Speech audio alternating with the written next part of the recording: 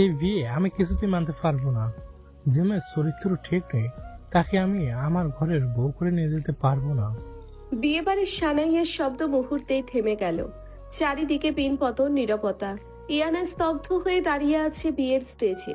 ইমরান, তোমার মাথা কি খারাপ হয়ে গেছে? তুমি এসব কি বলছো সবার সামনে? আমি যা বলছি একদম ঠিক বলছি। তুমি ভেবেছো তুমি যা খুশি তাই করবে আর আমি বোকার মতো তোমাকে বিয়ে করে নেব? হাই হাই, এই ছিল তোর মনে? আমরা তোকে এত বিশ্বাস করলাম, আর তুই আমাদের বংশের মুখেই চুনকালি মাখালি। আম্মু, আমি তো তোমাকে আগেই বলেছিলাম আপুর গতিবিধি আমার ভালো লাগে না। দেখো আজ সবার সামনে আমাদের কি অপমানটাই না হতে হচ্ছে। চাচি, তিয়াশা, তোমরা অন্তত চুপ করো। তোমরা ভালো করে জানো এসব ডাহা মিথ্যা কথা। ইমরান, তুমি কোন সাহসে আমার নামে এসব জঘন্য মিথ্যা অপবাদ দিচ্ছ? মিথ্যা? এই দেখো প্রমাণ। ইমরান পকেট থেকে কিছু ভুয়া ছবি বের করে আকবর সাহেবের হাতে দিল। ছবিগুলো দেখে আকবর সাহেবের চোখ রাগে লাল হয়ে গেল। ইয়ানা, আকবর সাহেব সজোরে ইয়ানার গালে এক থাপ্পড় বসিয়ে দিলেন। থাপ্পড়ের আঘাতে ইয়ানা স্টেজের একপাশে ছিটকে পড়ল। ওগো, তুমি মেয়েটাকে এভাবে মারছো কেন? ও তো আমাদের মেয়ে, ওর কথা অন্তত একবার শোনো। তুমি চুপ করো সালমা। তোমার এই আদরের মেয়ে আজ আমার মান সম্মান সব ধুলে মিশিয়ে দিয়েছে। আমার এত বছরের অহংকার, আমার বংশের নাম সব শেষ করে দিয়েছে এই মেয়ে। আবু, তুমি আমাকে না জিজ্ঞেস করেই ওর দেওয়া ছবিগুলো বিশ্বাস করে নিলে? আমি তোমার নিজের মেয়ে, আর তুমি আমাকে একটাবারের জন্য আত্মপক্ষ সমর্থনের সুযোগ দিলে না। চুপ কর বেয়াদব মেয়ে। তোর মতো মেয়ে থাকা আর না থাকা সমান। আঙ্কেল, আমাকে মাফ করবেন। আপনাদের সাথে আমাদের ব্যবসায়িক সম্পর্ক থাকবে, কিন্তু এই মেয়ের সাথে আমি কোনো সম্পর্ক রাখতে চাই না। আমি চললাম। ইমরান চলে যেতে উদ্যত হলে ইয়ানা উঠে দাঁড়ালো। তার চোখে পানি, কিন্তু দৃষ্টিতে জ্বলছে জেদের আগুন। দাঁড়াও ইমরান, তুমি আমাকে ছেড়ে যাচ্ছ না। আমি তোমাকে লাথি মেরে বের করে দিচ্ছি আমার জীবন থেকে। আর আব্বু, তুমি টাকার অহংকারে আর মিথ্যা সম্মানের মোহে নিজের মেয়েকে চিনতে পারলে না তো? ঠিক আছে, আজ আমি এমন কিছু করব যা তোমাদের এই মেয়েকে সম্মানকে মাটির সাথে মিশিয়ে দেবে। ইয়ানা রাগে কাঁপতে কাঁপতে স্টেজ থেকে নেমে এলো।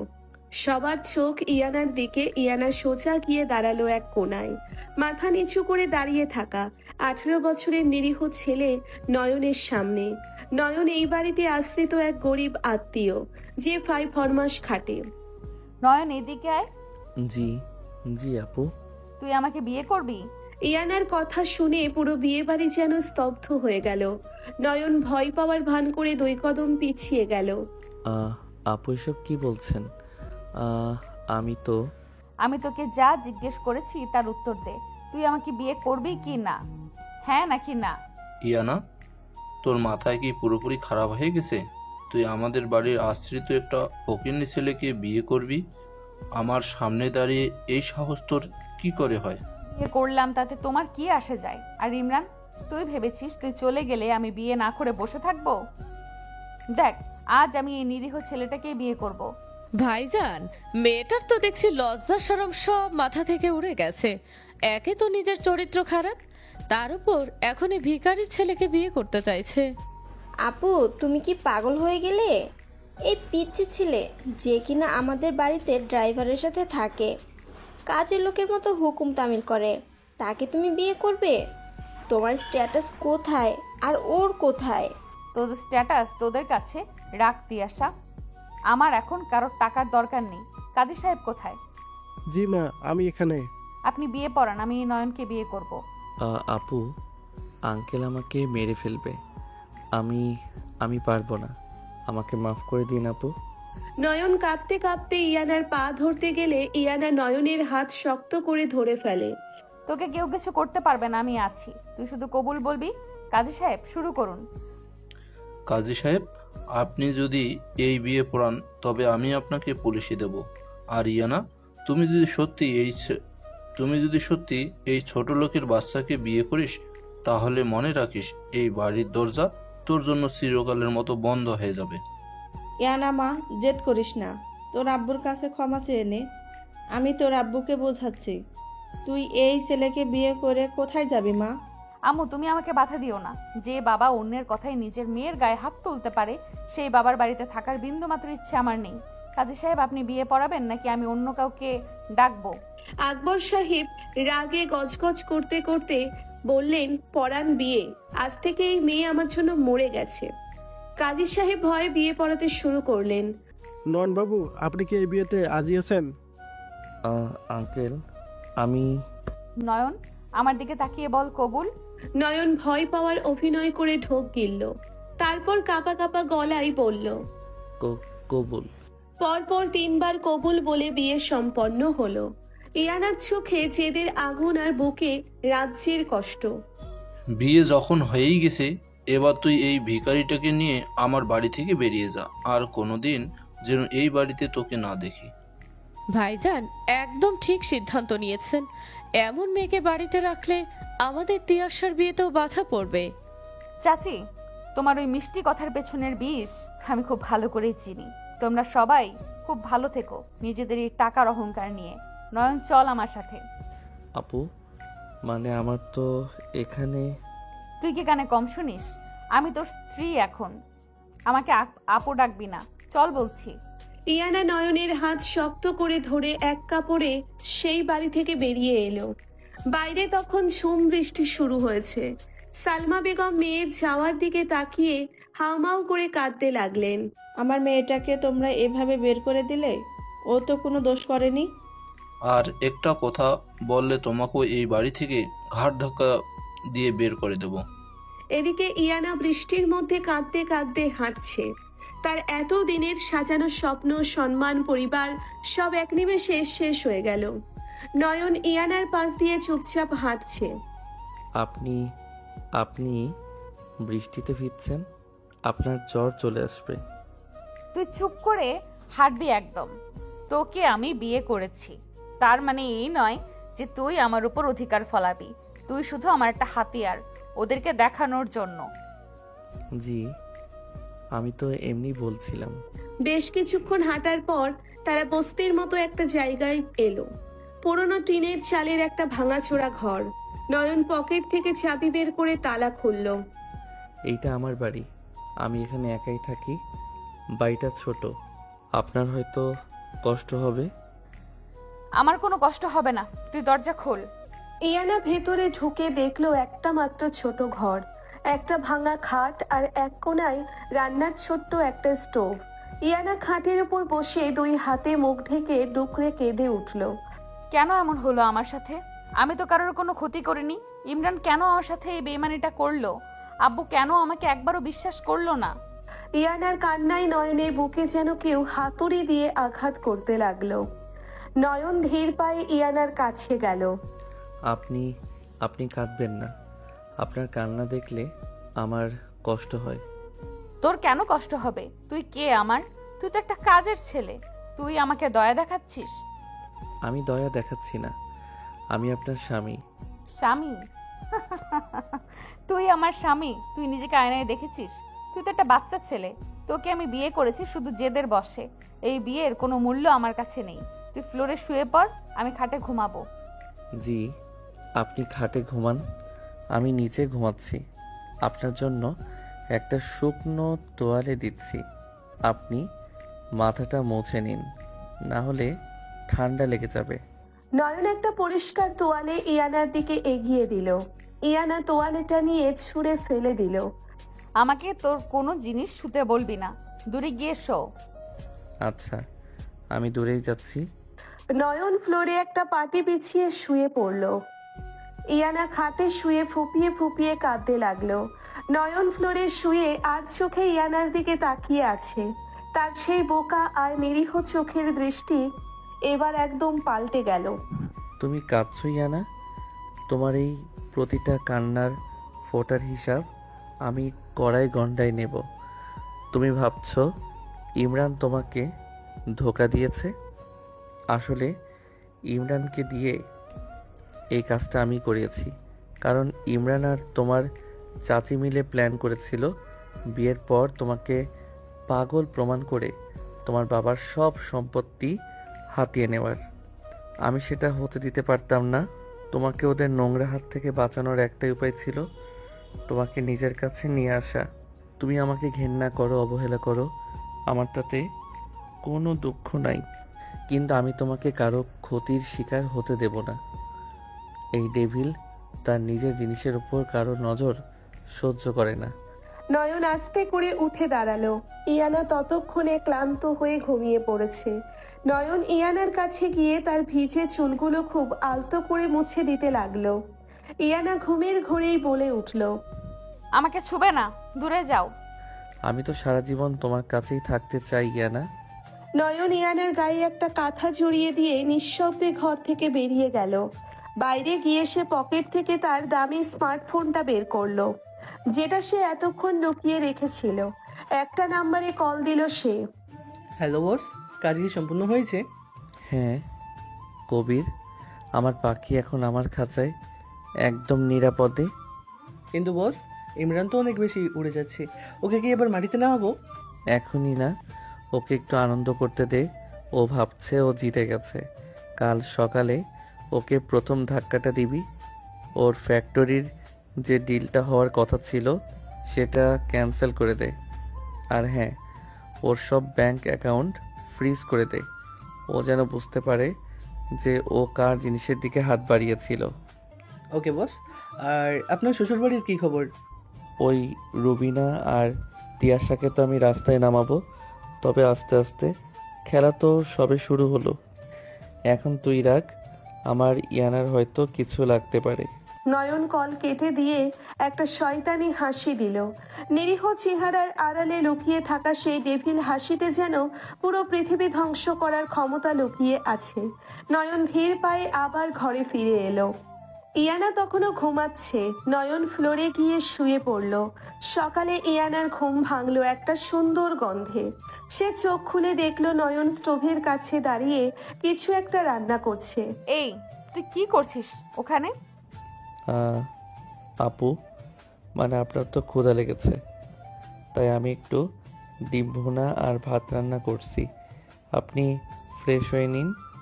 আমি তোর হাতের রান্না খাবো না, আমার ঘেন্না করে। ঘেন্না কেন করবে? আমি তো খুব পরিষ্কার করে রান্না করেছি। আপনি না খেয়ে থাকলে তো আপনার শরীর খারাপ করবে। তুই আমার শরীরে এত চিন্তা করছিস কেন? তুই আমাকে চিনিস আমি কে? আমি ইয়ানা। আমার এক কথায় 1000 জন আমার সেবা করতে দাঁড়িয়ে যাবে, আর তুই আমাকে এই ভাঙা ঘরে তোর হাতের ডিম ভুনা খেতে হবে? পরিস্থিতি সবসময় এক থাকে না। এখন আপনার কাছে কেউ নেই, আমি ছাড়া আপনার এই মুহূর্তে আর কোনো আপন মানুষ নেই। আপন মানুষ? তুই আমার আপন মানুষ? তুই তো একটা সুযোগ সন্ধানী। তুই সুযোগ বুঝে আমাকে বিয়ে করেছিস যাতে আমার বাবার টাকার ভাগ পাস। আমি তোদের মতো ছোট লোকদের খুব ভালো করেই চিনি। ইয়ানার কথায় নয়ন যেন থমকে গেল। তার বুকে খুব কষ্ট হলো, কিন্তু সে সেটা বাইরে প্রকাশ করলো না। সে শুধু মাথা নিচু করে রইল। আপনি আমাকে যা খুশি বলতে পারেন, কিন্তু দয়া করে খাবারটা খেয়ে নিন। আপনি কাল রাত থেকে কিছু খাননি। আমি খাবো না মানে খাবো না, তুই খাবারটা ফেলে দে। ইয়ানা জেদ করে জানালার দিকে মুখ ঘুরিয়ে বসে রইল। নয়ন একটা প্লেটে খাবার বেড়ে ইয়ানার সামনে নিয়ে এলো। আমি আপনাকে খাইয়ে দিচ্ছি, একটু খেয়ে নিন প্লিজ। তুই আবার আমার সামনে এসেছিস? তোকে না বললাম আমি খাবো না? ইয়ানা রাগের মাথায় নয়নের হাতের প্লেটটায় সজোরে ধাক্কা মারলো। প্লেটটা মাটিতে পড়ে সব খাবার নষ্ট হয়ে গেল। নয়ন চমকে পিছিয়ে গেল। ইয়ানা নিজেও একটু অবাক হলো নিজের এই কাজে, কিন্তু জেদ বজায় রাখলো। তোকে বলেছিলাম না আমার সামনে আসবি না? জি ঠিক আছে, আমি পরিষ্কার করে দিচ্ছি। নয়ন নীরবে মেঝের খাবারগুলো পরিষ্কার করতে লাগলো। তার চোখের কোণে পানি জমেছে, কিন্তু সে সেটা ইয়ানাকে বুঝতে দিল না। ইয়ানা আর চোখে নয়নের দিকে তাকিয়ে দেখলো ছেলেটার মুখটা কেমন ফ্যাকাশে হয়ে গেছে। ইয়ানার মনে একটু খারাপ লাগলেও সে কিছু বলল না। আমি বাইরে যাচ্ছি, আমার একটা কাজ আছে। আপনি ঘর থেকে বের হবেন না, এই জায়গাটা বেশি ভালো না। কেউ এলে দরজা খুলবেন না। তুই আমাকে জ্ঞান দিবি না।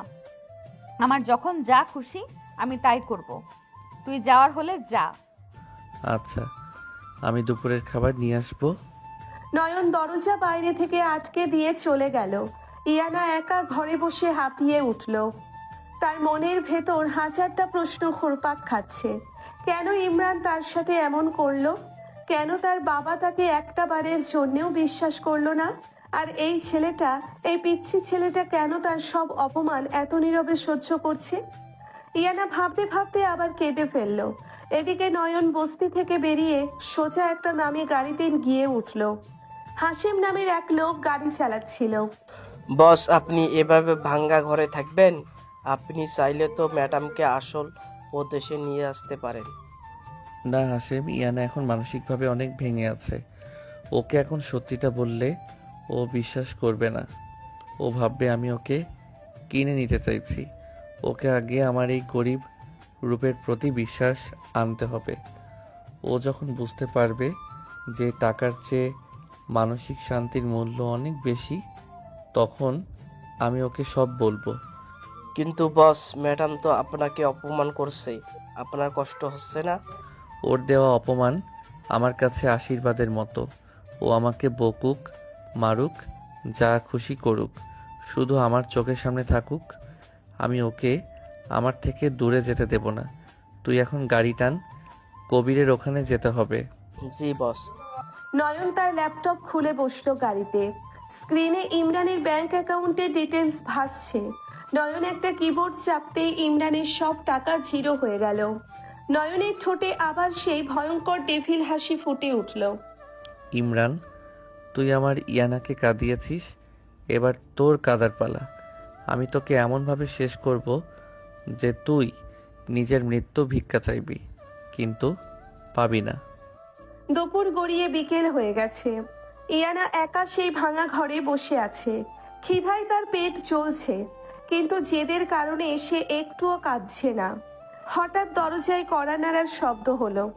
ইয়ানা চোখ মুছে দরজার দিকে তাকালো। ইয়ানা, মানে দরজাটা একটু খুলবেন? আমি নয়ন। আমি তোকে বলেছিলাম না আমার চোখের সামনে আর আসবি না? তুই আবার ফিরে এসেছিস কেন? আমি তো আপনার স্বামী, আমি আপনাকে একা রেখে কোথায় যাব? দরজাটা খুলুন, আমি আপনার জন্য খাবার এনেছি। আমার তোর আনা ভিখারির খাবার খাওয়ার কোনো শখ নেই, তুই যা এখান থেকে।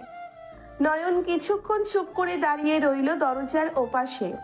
তারপর খুব শান্ত গলায় বলল, আপনি যদি দরজা না খোলেন, আমি কিন্তু এই দরজার সামনেই বসে থাকব। বৃষ্টি আসার সম্ভাবনা আছে, আমি বৃষ্টিতে ভিজব, কিন্তু কোথাও যাব না। তুই আমাকে ইমোশনাল ব্ল্যাকমেল করছিস? তোর তো দেখি সাহস কম না। ইয়ানা রাগে গজগজ করতে গিয়ে দরজা খুলে দিল। নয়ন হাতে একটা টিফিন ক্যারিয়ার নিয়ে দাঁড়িয়ে আছে। নয়নের চোখে মুখে একটা অদ্ভুত মায়া, যা ইয়ানাকে এক মুহূর্তের জন্য থমকে দিল, কিন্তু পরক্ষণেই সে নিজেকে সামলে নিল। ভেতরে আয়, আর শোন, আমাকে একদম বউয়ের মতো ট্রিট করার চেষ্টা করবি না। তুই আমার বাবার বাড়িতে যেমন আশ্রিত ছিলি, এখানেও তুই আমার কাজের ছেলেই থাকবি, বুঝেছিস? জি, বুঝেছি। আপনি বসুন, আমি খাবারটা বেড়ে দিচ্ছি। নয়ন খুব যত্ন করে একটা পরিষ্কার থালায় ভাত আর মুরগির মাংস বেড়ে ইয়ানার সামনে দিল। ইয়ানা খাবারটার দিকে তাকিয়ে একবার ঢোক গিলল। তার খুব খিদে পেয়েছে। এই খাবার তুই কোথা থেকে এনেছিস? চুরি করেছিস নাকি? না, মানে আমি তো একটা পার্ট টাইম জব করি, সেখান থেকে কিছু টাকা অ্যাডভান্স নিয়ে একটা ভালো হোটেল থেকে আপনার জন্য কিনে এনেছি। আপনি খেয়ে নিন। আর তুই তুই খেয়েছিস? জি, আমি খেয়েছি। আপনি আমার চিন্তা করবেন না। ইয়ানা আর কথা না বাড়িয়ে খেতে শুরু করলো। সত্যি বলতে খাবারটা তার কাছে অমৃতের মতো লাগছিল। নয়ন ফ্লোরে বসে এক দৃষ্টিতে ইয়ানার খাওয়া দেখছে।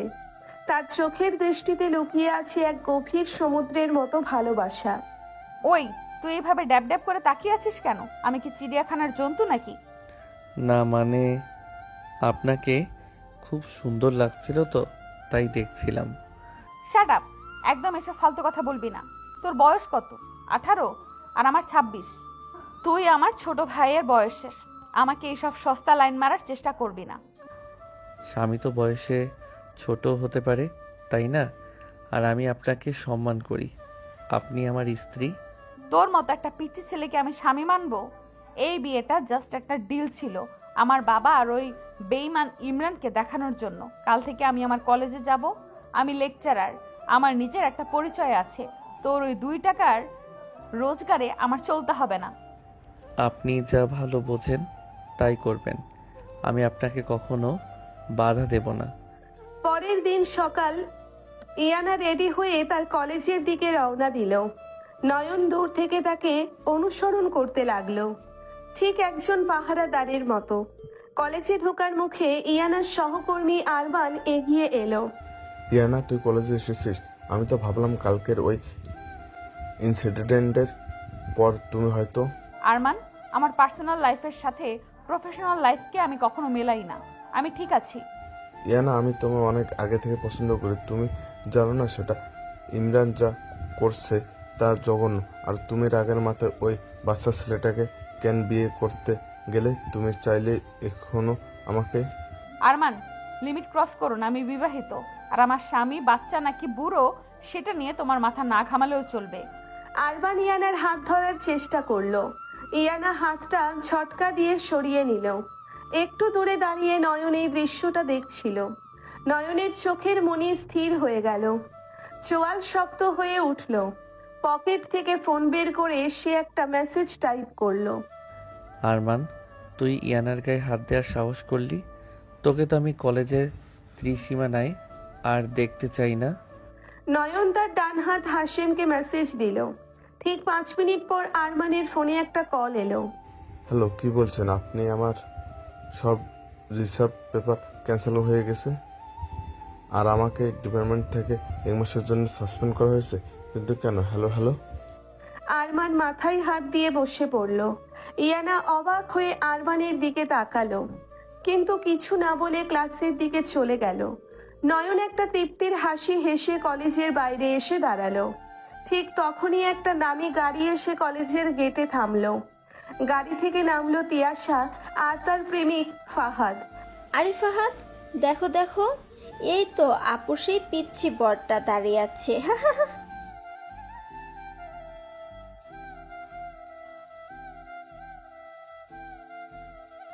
আসলেই তো। কিরে ছেলে, তোর তো ভাগ্য খুলে গেছে। একেবারে 1 কোটিপতির মেয়েকে ফাঁসিয়ে ফেললি। তা ইয়ানা কোথায়? কলেজের ভেতরে? আপনারা কারা? আর ইয়ানা মানে আমার স্ত্রীর নামে বাজে কথা বলবেন না। তোর স্ত্রী? তুই তো একটা রাস্তার ভিখারি। আপু তোকে জাস্ট একটা টিস্যু পেপারের মতো ইউজ করেছে। কাজ শেষ হলে তোকে ড্রেনে ফেলে দেবে। ইয়ানা ঠিক সেই মুহূর্তে ক্লাস থেকে বের হয়ে গেটের কাছে আসছিল। তিয়াশার ফাহাদকে দেখে সে থমকে দাঁড়ালো। নয়ন মাথা নিচু করে কাঁপতে কাঁপতে বলল, আমাকে আপনারা যা খুশি বলুন, কিন্তু ইয়ানাকে কিছু বলবেন না। ও অনেক ভালো। তুই আমাকে শেখাবি? ওই রাস্তার কুকুর। তোকে তো আজ আমি। ফাহাদ নয়নের গায়ে হাত তুলতে গেলে ইয়ানা দৌড়ে এসে ফাহাদের হাত শক্ত করে ধরে ফেলে। ইয়ানার চোখে আগুন জ্বলছে। ফাহাদ, খবরদার বলছি, আমার স্বামীর গায়ে হাত তোলার আগে নিজের হাতটার কথা চিন্তা করিস। হাতটা কিন্তু আমি গোড়া থেকে কেটে ফেলবো। আপু, তুমি এই ফকিনীর ছেলের জন্য ফাহাদের গায়ে হাত তুলছো? তোমার তো লেভেল বলতে আর কিছু অবশিষ্ট নেই। আমার লেভেল তোর মাপতে আসিস না। আমার লেভেল তোরা মাপতে আসিস না তিয়াশা। তোরা যে নোংরা খেলা খেলেছিস না আমার সাথে, তার জবাব আমি দেব। আর হ্যাঁ, আমার স্বামী ভিখারি হতে পারে, ছোট হতে পারে, কিন্তু তোদের ওই বেঈমান ইমরানের চেয়ে 1000 গুণে ভালো। অন্তত সে আমাকে রাস্তায় অপমান করছে না। খুব তো বড় বড় কথা বলছো ইয়ানা। কালকে যখন তোমার বাবা তোমাকে নিগাল ত্যায্যপুত্র করবে আর তোমার সব ব্যাংক অ্যাকাউন্ট ব্লক করে দিবে, তখন ওই পিচ্ছি ছেলেকে নিয়ে রাস্তায় রাস্তায় ভিক্ষা করতে হবে। ইয়ানা একটু দমে গেল, কিন্তু বাইরে প্রকাশ করলো না। নয়ন চুপচাপ সব দেখছিল। ফাহাদ আর তিয়াশা হাসতে হাসতে চলে যাওয়ার জন্য গাড়িতে উঠতে যাবে, ঠিক তখনই ফাহাদের ফোনে একটা কল এলো। হ্যালো, কি বলছিস? আমাদের কাস্টমসে আটকে থাকা ওই 50 কোটি কনসাইনমেন্ট সিল হয়ে গেছে? মানে কি? কিভাবে হলো? ফাহাদের মুখটা মুহূর্তের মধ্যে ফ্যাকাশে হয়ে গেল। সে কাঁপা কাঁপা হাতে ফোনটা পকেটে রাখলো। তিয়াশা অবাক হয়ে জিজ্ঞেস করলো, ফাহাদ, কি হয়েছে? তুমি ঘামছো কেন? আমার আমার বাবার কোম্পানি শেষ দিয়েশা।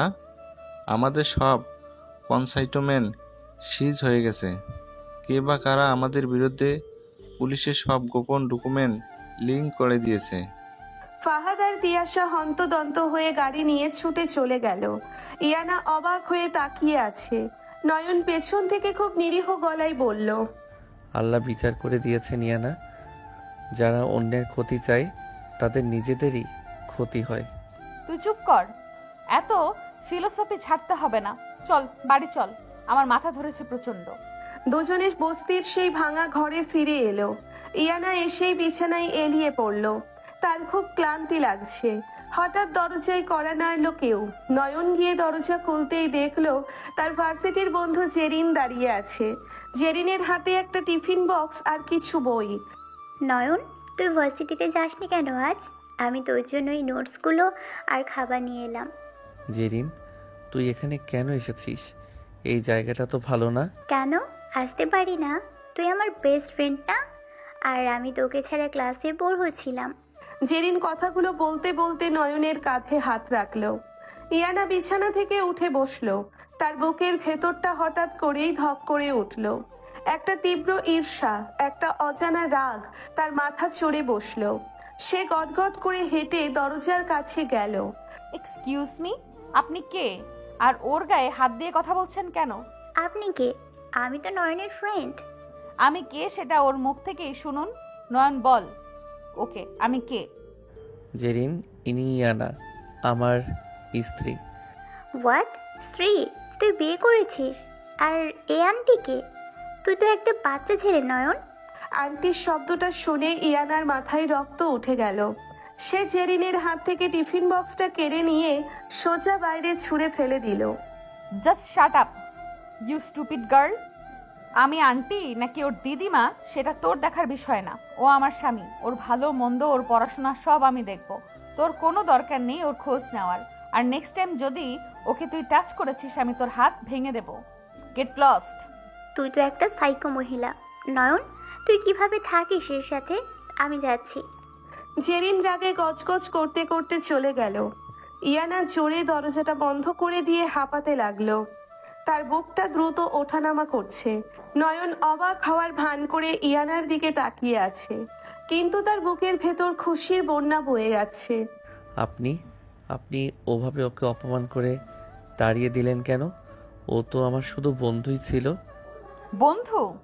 তোর ওই বন্ধুকে আমি খুব ভালো করেই চিনি। আর তুই তুই খুব মজা পাচ্ছিলি না ওর ওই ন্যাকামো দেখে? আমি তো কিছু বলিনি, আপনি শুধু শুধুই রাগ করছেন। আমি রাগ করবো না তো কে করবে? তুই আমার লিগ্যাল হাজবেন্ড। আমার স্বামী হয়ে তুই অন্য মেয়ের সাথে গদগদ হয়ে কথা বলবি আর আমি সেটা দাঁড়িয়ে দাঁড়িয়ে দেখবো? কিন্তু আপনি তো আজ সকালে বললেন এই বিয়েটা জাস্ট একটা ডিল। আপনি আমাকে স্বামী মানেন না, তাহলে এখন আমার উপর এত অধিকার ফলাচ্ছেন কেন? নয়নের কথায় ইয়ানা থমকে গেল। সত্যিই তো, সে কেন এত রিয়াক্ট করছে? এই পিচ্ছি ছেলেটার উপর তার কিসের এত অধিকার বোধ? ইয়ানা কোনো উত্তর না খেয়ে খপ করে নয়নের কলার চেপে ধরলো। আমি যা খুশি তাই করব। আমি তোর উপর অধিকার ফলাবো, তোকে বকবো, তোকে মারবো, কিন্তু তুই অন্য কোনো মেয়ের দিকে চোখ তুলেও তাকাতে পারবি না, মনে থাকে যেন। ইয়ানা নয়নকে ছেড়ে দিয়ে খাটে গিয়ে বসে পড়ল। নয়ন একটা মুচকি হাসি দিয়ে মাথা নিচু করে ফেলল। তার প্ল্যানটা নিখুঁতভাবে কাজ করছে। ইয়ানার মনের ভেতর সে নিজের জন্য একটা জায়গা তৈরি করতে পারছে। আচ্ছা, আমি আর কারোর সাথে কথা বলবো না।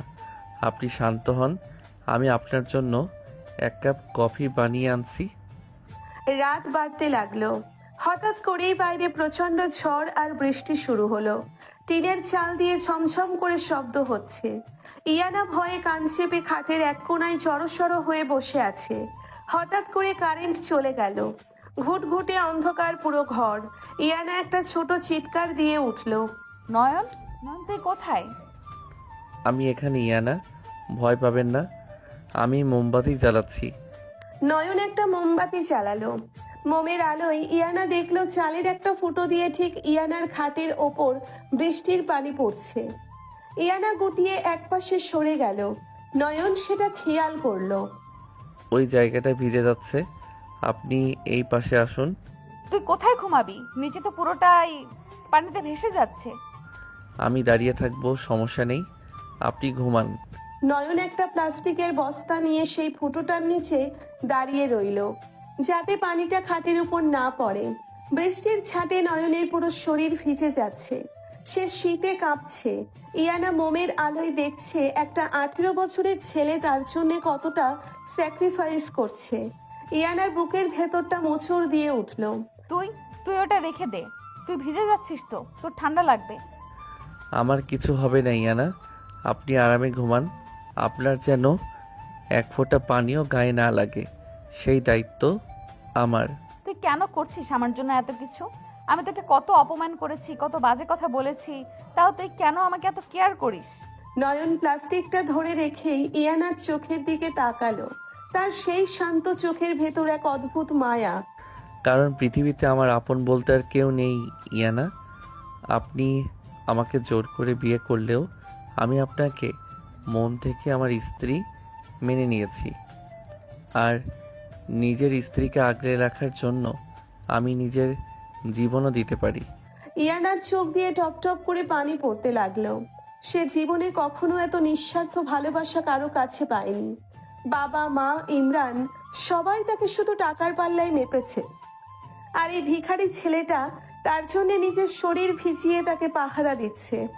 ইয়ানার ভেতরের পাথরটা যেন আস্তে আস্তে গলতে শুরু করলো। নয়ন, তুই পাগল, একটা আস্ত একটা পাগল। ইয়ানা আর কিছু বলতে পারলো না, শুধু ডুকরে কেঁদে উঠল। নয়ন নীরবে দাঁড়িয়ে রইল, আর ডেভিল রূপ আজ সম্পূর্ণ হার মেনেছে এই নিরীহ ভালোবাসার কাছে। সে মনে মনে শপথ নিল ইয়ানার এই চোখের পানির বদলা সে রুবিনা আর ইমরানের রক্তের বিনিময়ে নেবে। তুমি শুধু দেখতে থাকো ইয়ানা, কাল সকালের সূর্য তোমার শত্রুদের জন্য এক ভয়ঙ্কর অন্ধকার নিয়ে উঠবে। এই ডেভিল তার ভালোবাসার মানুষের অপমানের প্রতিশোধ কিভাবে নেয় সেটা পুরো শহর দেখবে। সারা রাত নয়ন ভিজে ভিজে ইয়ানাকে বৃষ্টি থেকে বাঁচালো। ভোরের দিকে বৃষ্টি থামলে নয়ন ফ্লোরেই বসে পড়ল। তার শরীর ঝড়ে পড়ে যাচ্ছে। ইয়ানা ঘুম থেকে উঠে দেখলো নয়ন ফ্লোরে অচেতন হয়ে পড়ে আছে। নয়ন, নয়ন কি হয়েছে তোর? ইয়ানা দৌড়ে গিয়ে নয়নের গায়ে হাত দিতেই চমকে উঠল। নয়নের গা জ্বরে একেবারে পুড়ে যাচ্ছে। ইয়ানার বুকের ভেতর একটা তীব্র ভয় কাজ করতে লাগলো। সে নয়নের মাথাটা নিজের কোলে তুলে নিল। আল্লাহ, এত জ্বর! নয়ন, চোখ খোল প্লিজ, আমি ডাক্তার ডাকছি। ইয়ানার চোখের পানি নয়নের কপালের ওপর গড়িয়ে পড়ল। যে মেয়েটা কাল পর্যন্ত নয়নকে ঘেন্না করত, আজ সেই মেয়েটার বুকেই নয়নের জন্য এক আকাশ সমান ব্যাকুলতা। ভাঙা ঘরের নিস্তব্ধতা ভেঙে শুধু বৃষ্টির রিমঝিম শব্দ আর ইয়ানার ফুপিয়ে কান্নার আওয়াজ শোনা যাচ্ছে। ফ্লোরে নয়ন অচেতন হয়ে পড়ে আছে, তার শরীর জ্বরে যেন আগুনের মতো পুড়ছে। ইয়ানা নিজের কোলে নয়নের মাথাটা নিয়ে পাগলের মতো ডাকছে। নয়ন, নয়ন চোখ খোল, এই পাগল ছেলে, চোখ খোল বলছি। তুই এভাবে পড়ে আছিস কেন? ইয়ানার হাত কাঁপছে। যে মেয়েটা কাল পর্যন্ত নয়নকে ছুতে ঘেন্না করেছে, আজ সেই মেয়েটার হাত নয়নের কপাল থেকে সরছে না। নয়নের শ্বাস প্রশ্বাস স্রোত বইছে। ইয়ানা বুঝতে পারছে না সে কি করবে। আল্লাহ, আমি এখন কি করব? এই বস্তির মধ্যে আমি ডাক্তার কোথায় পাবো? আমার কাছে তো একটা কানাকড়িও নেই। ইয়ানা হুড়মুড় করে উঠে দাঁড়ালো। এক মগ পানি আর নিজের ওড়নাটা ভিজিয়ে নয়নের পাশে বসে পড়ল। নিজের গায়ের ওড়না দিয়ে সে নয়নের মাথা মুছিয়ে দিতে লাগলো। নয়নের চোখ জোড়া শক্ত করে বন্ধ। তুই কেন এমন করলি? কেন সারা রাত ওই বৃষ্টির ছাটের মধ্যে দাঁড়িয়ে থাকলি? আমি কি তোকে বলেছিলাম আমার জন্য এত দরদ দেখাতে? আমি তো তোকে কাল কত অপমান করেছি, খাট ধাক্কা দিয়ে বের করে দিতে চেয়েছি। তুই কেন আমাকে এত কেয়ার করতে গেলি? তুই জানিস না আমাকে যারা ভালোবাসে তারা সবাই শেষ পর্যন্ত কষ্ট পায়? ইয়ানার চোখের পানি টপটপ করে নয়নের গালে পড়ছে। নয়ন জ্বরের ঘোরে বিড়বিড় করে কিছু একটা বলার চেষ্টা করলো। ইয়ানা কান পেতে শোনার চেষ্টা করলো।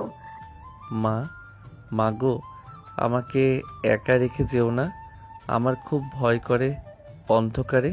নয়নের এই ভাঙা ভাঙা কথাগুলো ইয়ানার বুকের ভেতর যেন তীরের মতো বিঁধল। 18 বছরের একটি ছেলে যার এই বয়সে বই খাতা নিয়ে ভার্সিটিতে হাসি মুখে থাকার কথা, সে কিনা জ্বরের ঘোরে মায়ের জন্য ডুকরে কাঁদছে। নয়ন আমি আছি তো, আমি কোথাও যাব না, তুই চুপ কর, আমি তোর জন্য ওষুধ নিয়ে আসছি।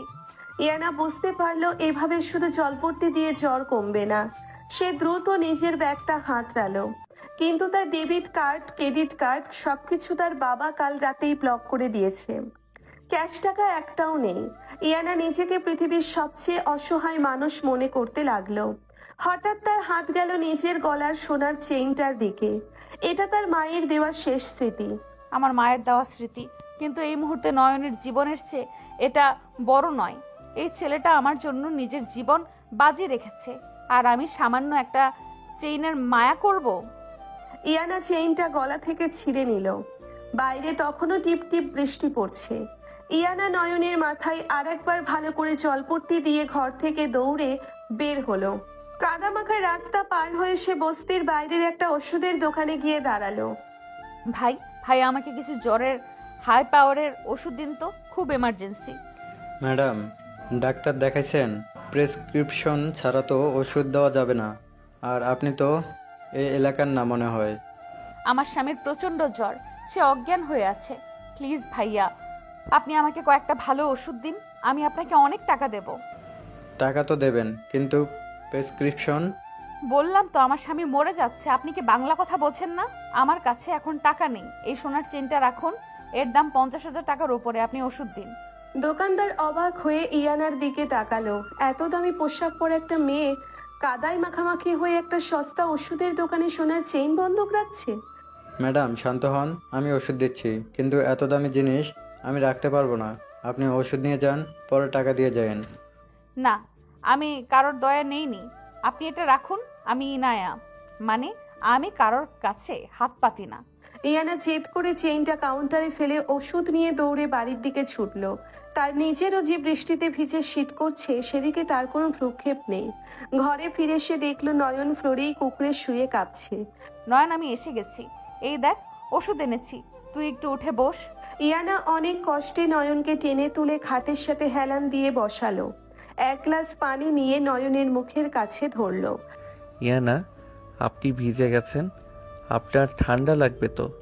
তুই একদম কথা বলবি না, মুখ খোল, ওষুধটা খা চুপচাপ। ইয়ানা নিজের হাতে নয়নকে ওষুধ খাইয়ে দিল।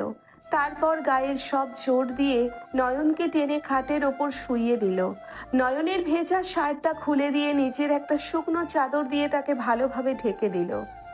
আমাকে আমাকে একা ফেলে যাবেন না ইয়ানা, আমার খুব ভয় করে, সবাই আমাকে ছেড়ে চলে যায়। কেউ তোকে ছেড়ে যাবে না, তুই ঘুমা, আমি এখানেই আছি। ইয়ানা খাটের একপাশে বসে নয়নের মাথাটা নিজের বুকের কাছে টেনে নিল।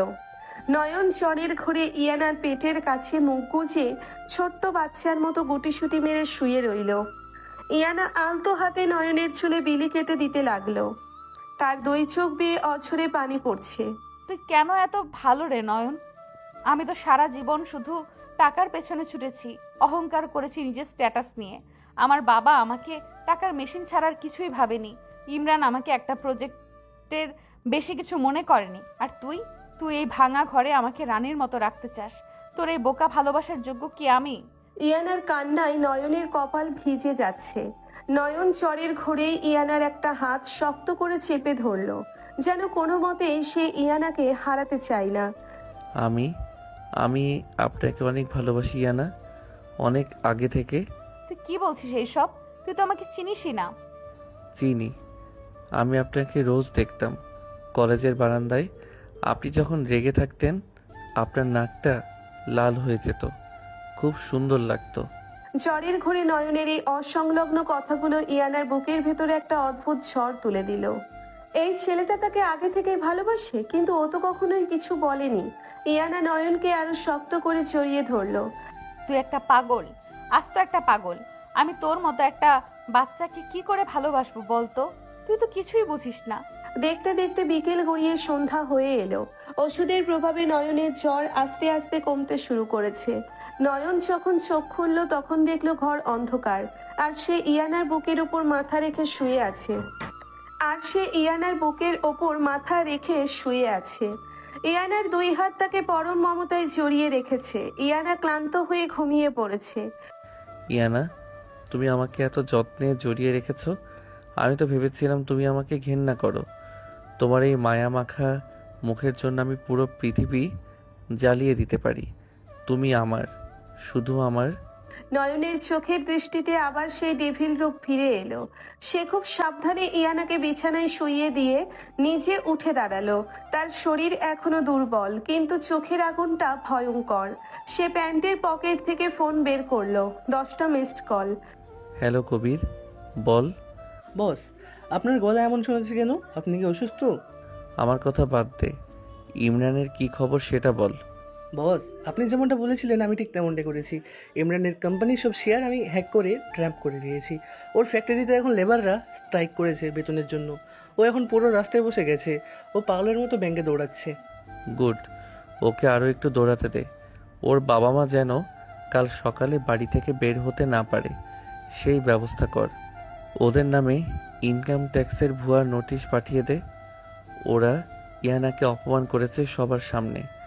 আমি ওদের বংশের নাম মুছে দেব। কিন্তু বস, আপনার শ্বশুর আকবর সাহেবের কোম্পানির অবস্থাটাও তো খুব খারাপ। রুবিনা ম্যাডাম আর ওই শফিক মিলে আকবরের সাহেবের পেছন ছুরি মেরেছে। আকবর সাহেবের সব টাকা ওরা নিজেদের অ্যাকাউন্টে সরাচ্ছে। সরাতে দে।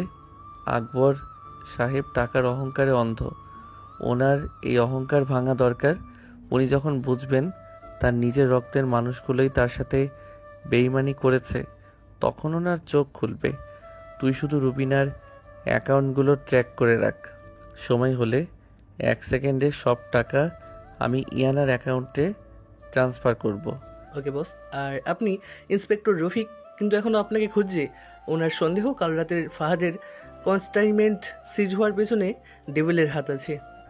রফিককে নিয়ে আমাকে ভাবতে হবে না, ও আমার টিকিটাও ছুঁতে পারবে না। তুই এখন ফোন রাখ, ইয়ানা উঠে যাবে। সবগুলো কবিরের। নয়ন ফোন কেটে দিয়ে আবার সেই নিরীহ আর শান্ত চেহারায় ফিরে এলো। সে ধীর পায়ে ইয়ানার পাশে গিয়ে ফ্লোরে বসলো। ইয়ানার দিকে তাকিয়ে থাকতে থাকতেই ইয়ানা নড়ে চড়ে উঠলো। নয়ন, নয়ন তুই কোথায়? ইয়ানা ধরপড় করে উঠে বসলো। অন্ধকারে নয়নকে দেখতে না পেয়ে সে ভয় পেয়ে গেল। আমি এখানে ফ্লোরে বসে আছি ইয়ানা। তুই ফ্লোরে কি করছিস? তোর না জ্বর? আমি তোকে খাটে শুইয়ে দিলাম না, তুই এবার ফ্লোরে কেন গেলি? আমি তো এখন ঠিক আছি, জ্বর কমে গেছে। আর আমি খাটে আপনার পাশে শুয়ে থাকলে আপনি যদি রাগ করেন। ইয়ানা খাট থেকে নেমে ধপ করে ফ্লোরে নয়নের সামনে বসলো। অন্ধকারে নয়নের মুখটা সে 2 হাত দিয়ে চেপে ধরলো। আমি তোকে বলেছিলাম না আমার সামনে ফালতু কথা বলবি না? তুই আমাকে না জিজ্ঞেস করে খাট থেকে কেন নামলি? আমার তৃষ্ণা পেয়েছিল, তাই পানি খেতে চাইলে আমাকে ডাকতে পারতি। তোর কিছু হয়ে গেলে আমি কি করতাম? তুই মরে গেলে আমি তো বিধবা হতাম, তাই না? ইয়ানার গলায় ধমক থাকলেও তার 2 চোখ বেয়ে অঝরে পানি পড়ছে। নয়ন বুঝতে পারছে ইয়ানা তাকে কতটা আপন করে নিয়েছে এই একদিনেই। আপনি কাঁদছেন ইয়ানা আমার জন্য? একদম চুপ, একটা কথা বলবি না তুই। আমি কেন কাঁদবো তোর জন্য? তুই তো একটা কাজের ছেলে। আমি তোকে দয়া করছি জাস্ট। আচ্ছা, আপনি দয়াই করুন, তাও আপনি কাঁদবেন না প্লিজ। আপনার কান্না দেখলে আমার বুকের ভেতরটা কেমন যেন করে। মনে হয় কেউ আমার কলিজাটা চেপে ধরেছে। ইয়ানা আর নিজেকে সামলাতে পারল না। সে নয়নের বুকে মাথা রেখে হু হু করে কেঁদে উঠল। নয়নও তার 2 হাত দিয়ে ইয়ানাকে শক্ত করে জড়িয়ে ধরলো। আমাকে তুই ছেড়ে যাবি না তো নয়ন? সবাই আমাকে টাকার জন্য ব্যবহার করেছে, তুইও কি আমাকে ধোকা দিবি? ইয়ানা, আমি আমার নিজের নিঃশ্বাসকে ধোকা দিতে পারি, কিন্তু আপনাকে না। আপনি আমার জীবনের সেই আলো, যার জন্য আমি 18 বছর ধরে অন্ধকারে অপেক্ষা করেছি। ইয়ানা চোখ তুলে নয়নের দিকে তাকালো। এই ছেলেটার কথাগুলো এত পরিণত, এত গভীর কেন? সে কি সত্যিই 18 বছরের একটি বাচ্চা ছেলে, নাকি তার আড়ালে অন্য কিছু লুকিয়ে আছে? তুই কথাগুলো এত সুন্দর করে গুছিয়ে কিভাবে বলিস? তুই তো ক্লাস 12 পাশ করে মাত্র ভার্সিটিতে উঠলি। মানে আমি তো অনেক গল্পের বই পড়ি, সেখান থেকেই হয়তো। আচ্ছা ঠিক আছে, আর বকবক করতে হবে না, ওঠ খাট থেকে। আমি তো ফ্লোরেই আছি। উফ, তুই এত গাধা কেন? আমি বললাম ফ্লোর থেকে উঠে খাটে বস। তুই এখনো পুরোপুরি সুস্থ হোসনি। নয়ন বাধ্য ছেলের মতো উঠে খাটে বসলো। ইয়ানা একটা মোমবাতি জ্বালিয়ে আবার রান্নাঘরের দিকে গেল। আপনি কি করছেন ওখানে? তোর জন্য স্যুপ বানাচ্ছি, চুপচাপ বসে থাক। আপনি স্যুপ বানাতে পারেন? আমি ইনায়া, আমি সব পারি, তুই শুধু দেখে যা। ইয়ানা অনেকক্ষণ ধরে খুটখাট করে একটা বাটিতে স্যুপ নিয়ে এলো। স্যুপটা দেখতে খুব একটা ভালো হয়নি, আর গন্ধে মনে হচ্ছে লবণ একটু বেশি পড়েছে। ইয়ানা চামচ দিয়ে স্যুপটা নয়নের মুখের সামনে ধরলো। খা এটা। আপনি কষ্ট করে বানালেন, আপনি আগে একটু খেয়ে দেখুন না কেমন হয়েছে। আমি কেন খাবো? তুই অসুস্থ, তুই খাবি, মুখ খোল। নয়ন বাধ্য হয়ে এক চামচ মুখে দিল। নোনতা আর আধা সেদ্ধ স্যুপের সাথে তার মুখটা বিকৃত হয়ে গেল, কিন্তু ইয়ানার মুখের দিকে তাকিয়ে সে সেটা গিলল। কেমন হয়েছে? আমি তো ফার্স্ট টাইম বানালাম। ও অনেক মজা হয়েছে ইয়ানা, পৃথিবীর সেরা স্যুপ। সত্যি? দে তো আমি একটু খেয়ে দেখি।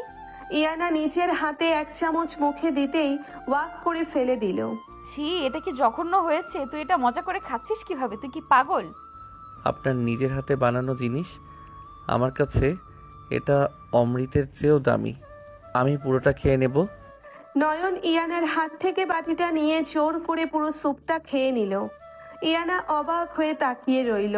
কেউ তাকে এত ভালোবাসতে পারে, এটা তার ভাবনারও বাইরে ছিল। তুই সত্যি একটা পাগল নয়ন। রাত গভীর হলো, বাইরে বৃষ্টি থেমে গেছে। নয়ন খাটের একপাশে শুয়ে আছে, আর ইয়ানা তার বুকের কাছে মাথা রেখে ঘুমিয়ে পড়েছে। ইয়ানার একটা হাত নয়নের শার্ট শক্ত করে ধরে আছে। নয়ন সিলিং এর দিকে তাকিয়ে আছে, তার চোখে ঘুম নেই। ইয়ানা, তুমি এখন আমার বুকে মাথা রেখে শান্তিতে ঘুমাচ্ছ, কিন্তু কাল যখন রুবিনা আর ইমরান মিলে তোমার মনে বিষ ঢালবে, তখন কি তুমি আমাকে এইভাবে বিশ্বাস করবে? আমি জানি ওরা কাল বড় একটা চাল চালবে আমাকে তোমার চোখ থেকে নামানোর জন্য। ওরা তোমাকে বোঝাবে যে আমি ওদেরই লোক। তুমি হয়তো আমাকে ভুল বুঝে আবার এই বাড়ি থেকে বের করে দেবে, কিন্তু আমি তোমার সেই অপমান হাসি মুখে মেনে নেব ইয়ানা, কারণ আমি ডেভিল, আর ডেভিল তার নিজের রানীকে রক্ষা করার জন্য নিজের সম্মান ধুলাই মেশাতেও পিছপা হয় না।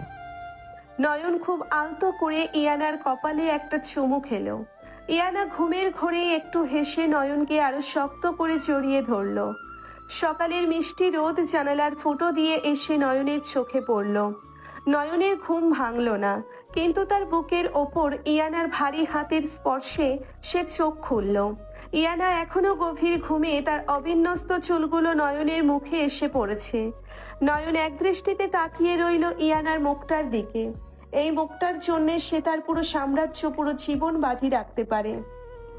ইয়ানা, তুমি যদি জানতে তোমার এই পিচ্চি বর তোমার জন্য কি কি করছে, তবে কি তুমি আজও আমাকে ঘৃণা করতে, নাকি তুমি ভয় পেতে? নয়ন খুব সাবধানে ইয়ানার হাতটা সরিয়ে খাটের একপাশে বসলো। শরীরটা এখনো একটু দুর্বল, কিন্তু সে জানে তাকে আজ অনেক বড় একটা খেলা খেলতে হবে। ইমরানের পরাজয় নিশ্চিত, কিন্তু রুবিনা আর তিয়াশা এখনো ইয়ানাকে পুরোপুরি ধ্বংস করার পরিকল্পনা করছে। নয়ন বিছানা থেকে উঠে রান্নাঘরে গেল। সে সাধারণ প্যান্ট শার্ট পরে তৈরি হয়ে নিল। বের হওয়ার আগে সে এক টুকরো কাগজ টেবিলের ওপর রেখে গেল। আমি একটু কাজে যাচ্ছি, দুপুরের খাবার আমি পাঠিয়ে দেব, তুমি দরজা খুলবে না। নয়ন বাইরে বেরিয়ে আসতেই দেখলো হাসিম নিচে গাড়িতে অপেক্ষা করছে। নয়ন গাড়িতে উঠতেই হাসিম গাড়ি টান দিল। বস, তিশা আর রুবিনা আজই ইয়ানা ম্যাডামের বাবার অফিসে যাচ্ছে। ওরা এমন কিছু ভুয়া ডকুমেন্ট তৈরি করেছে যা দেখলে আকবর সাহেব ইনায়াকে ত্যায্য করতে বাধ্য হবেন। করুক, ওদেরকে সেই সুযোগটাই আমি দিচ্ছি। তিয়াশা আর রুবিনা কতদূর যেতে পারে সেটা আমি দেখতে চাই।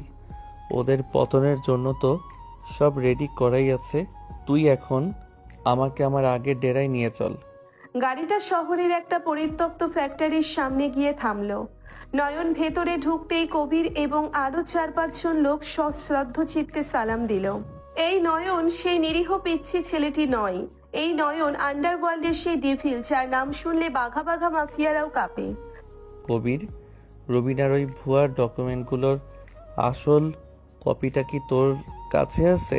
জি বস, ওরা সেগুলো নিয়ে আকবর সাহেবের কাছে যাচ্ছে, সেগুলো সম্পূর্ণ নকল, আর আসলগুলো আমি সিক্রেট ভোল্টে রেখেছি। গুড। এখন শোন, আকবর সাহেবের অফিসে আজ একটা মিটিং আছে। ওই মিটিংয়ে ওরা যাবে। তুই ডুপ্লিকেট কপিগুলো ওদের ল্যাপটপে আপলোড করে দে, কিন্তু ফাইলগুলো এমনভাবে কোড করবি যাতে মিটিং চলাকালীন সময় সেগুলো ওপেন না হয়।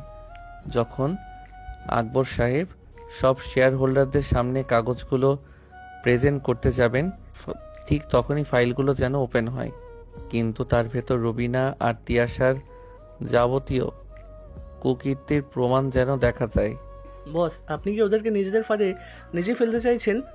ঠিক তাই, ওদেরকে মাটিতে নামানোর এটাই সেরা সময়।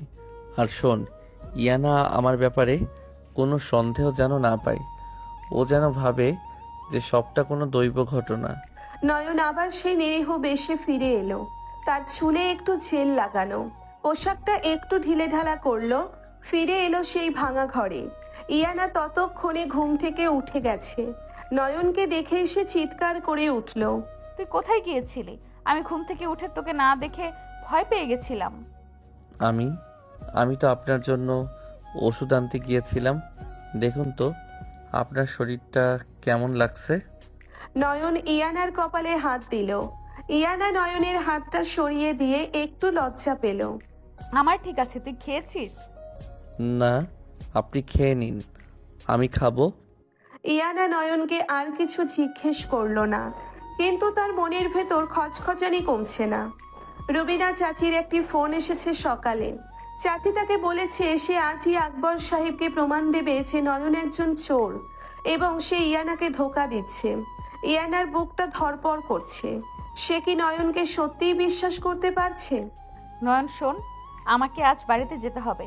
আমার বাবার সাথে আমার দেখা করতে হবে। কেন? ওরা আপনাকে অপমান করবে? করুক, তাও আমার যেতে হবে। আমি জানতে চাই ওরা আমার বিরুদ্ধে আর কি কি মিথ্যা সাজিয়েছে। তুই আমার সাথে চলবি? কিন্তু কোনো কিন্তু না, চল। ইয়ানা আর নয়ন আকবর সাহেবের অফিসে গিয়ে পৌঁছলো।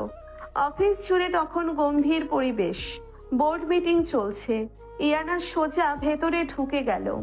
ভেতরে আকবর সাহেব, রুবিনা, তিয়াশা আর ইমরান সবাই উপস্থিত। রুবিনার হাতে এক গাদা ফাইল। তুই এখানে কেন এসেছিস ইয়ানা? ওই ভিখারিটার সাথে নিয়ে লজ্জা করে না তোর? লজ্জা আপনাদের করা উচিত বাবা। আপনারা কি প্রমাণ পেয়েছেন তা আমার সামনে বলুন। আমি কোনো ভুল করিনি। ইয়ানা, আমাদের উপর চিৎকার করিস না। এই দেখ, এই ফাইলগুলোই সাক্ষী দিচ্ছে যে তুই এই ছেলেটাকে নিয়ে আমার সব সম্পদ নয়ছয় করার প্ল্যান করেছিস। এমনকি এই ছেলেটা একটা চোর। রুবিনা ল্যাপটপটা ওপেন করতে গেল। আকবর সাহেব গম্ভীর গলায় বললেন, ডিপ্লে করো, দেখি ওর চরিত্র কেমন। নয়ন ইয়ানার পেছনে দাঁড়িয়ে আছে। তার চোখে মুখে কোনো ভয় নেই, বরং এক অদ্ভুত প্রশান্তি। রুবিনা ল্যাপটপটা প্রজেক্টরে কানেক্ট করলো। ল্যাপটপের স্ক্রিন প্রজেক্টরে বড় করে ভেসে উঠল। এই যে দেখুন, এখানে ইয়ানার স্বাক্ষর করা সব পেপার আছে। কিন্তু যেই সে ফাইলটা ওপেন করতে গেল, প্রজেক্টরে ফাইলগুলো ওপেন হলো ঠিকই, কিন্তু সেখানে ইয়ানার স্বাক্ষর করা কোনো পেপার নেই। সেখানে ভেসে উঠল রুবিনা আর শফিকের কথোপকথনের অডিও ভিডিও ক্লিপ, যেখানে তারা ইয়ানাকে পাগল প্রমাণ করার ষড়যন্ত্র করছে। এ কি? এগুলো মানে কি রুবিনা? না না, এটা আমাদের ফাইল না। এটা কিভাবে হলো? তিয়াশা, তুই কি করেছিস এসব? আম্মু, আমি তো কিছু জানি না, ফাইল তো তুমি বান্ডেল করছো। আকবর সাহেব গর্জে উঠলেন। তিনি ফাইলগুলো চেক করতে শুরু করলেন। তাতে ইয়ানাকে ছোট করার প্রমাণের বদলে রুবিনা আর তিয়াশার জালিয়াতির সব তথ্য প্রমাণ বেরিয়ে আসতে লাগলো।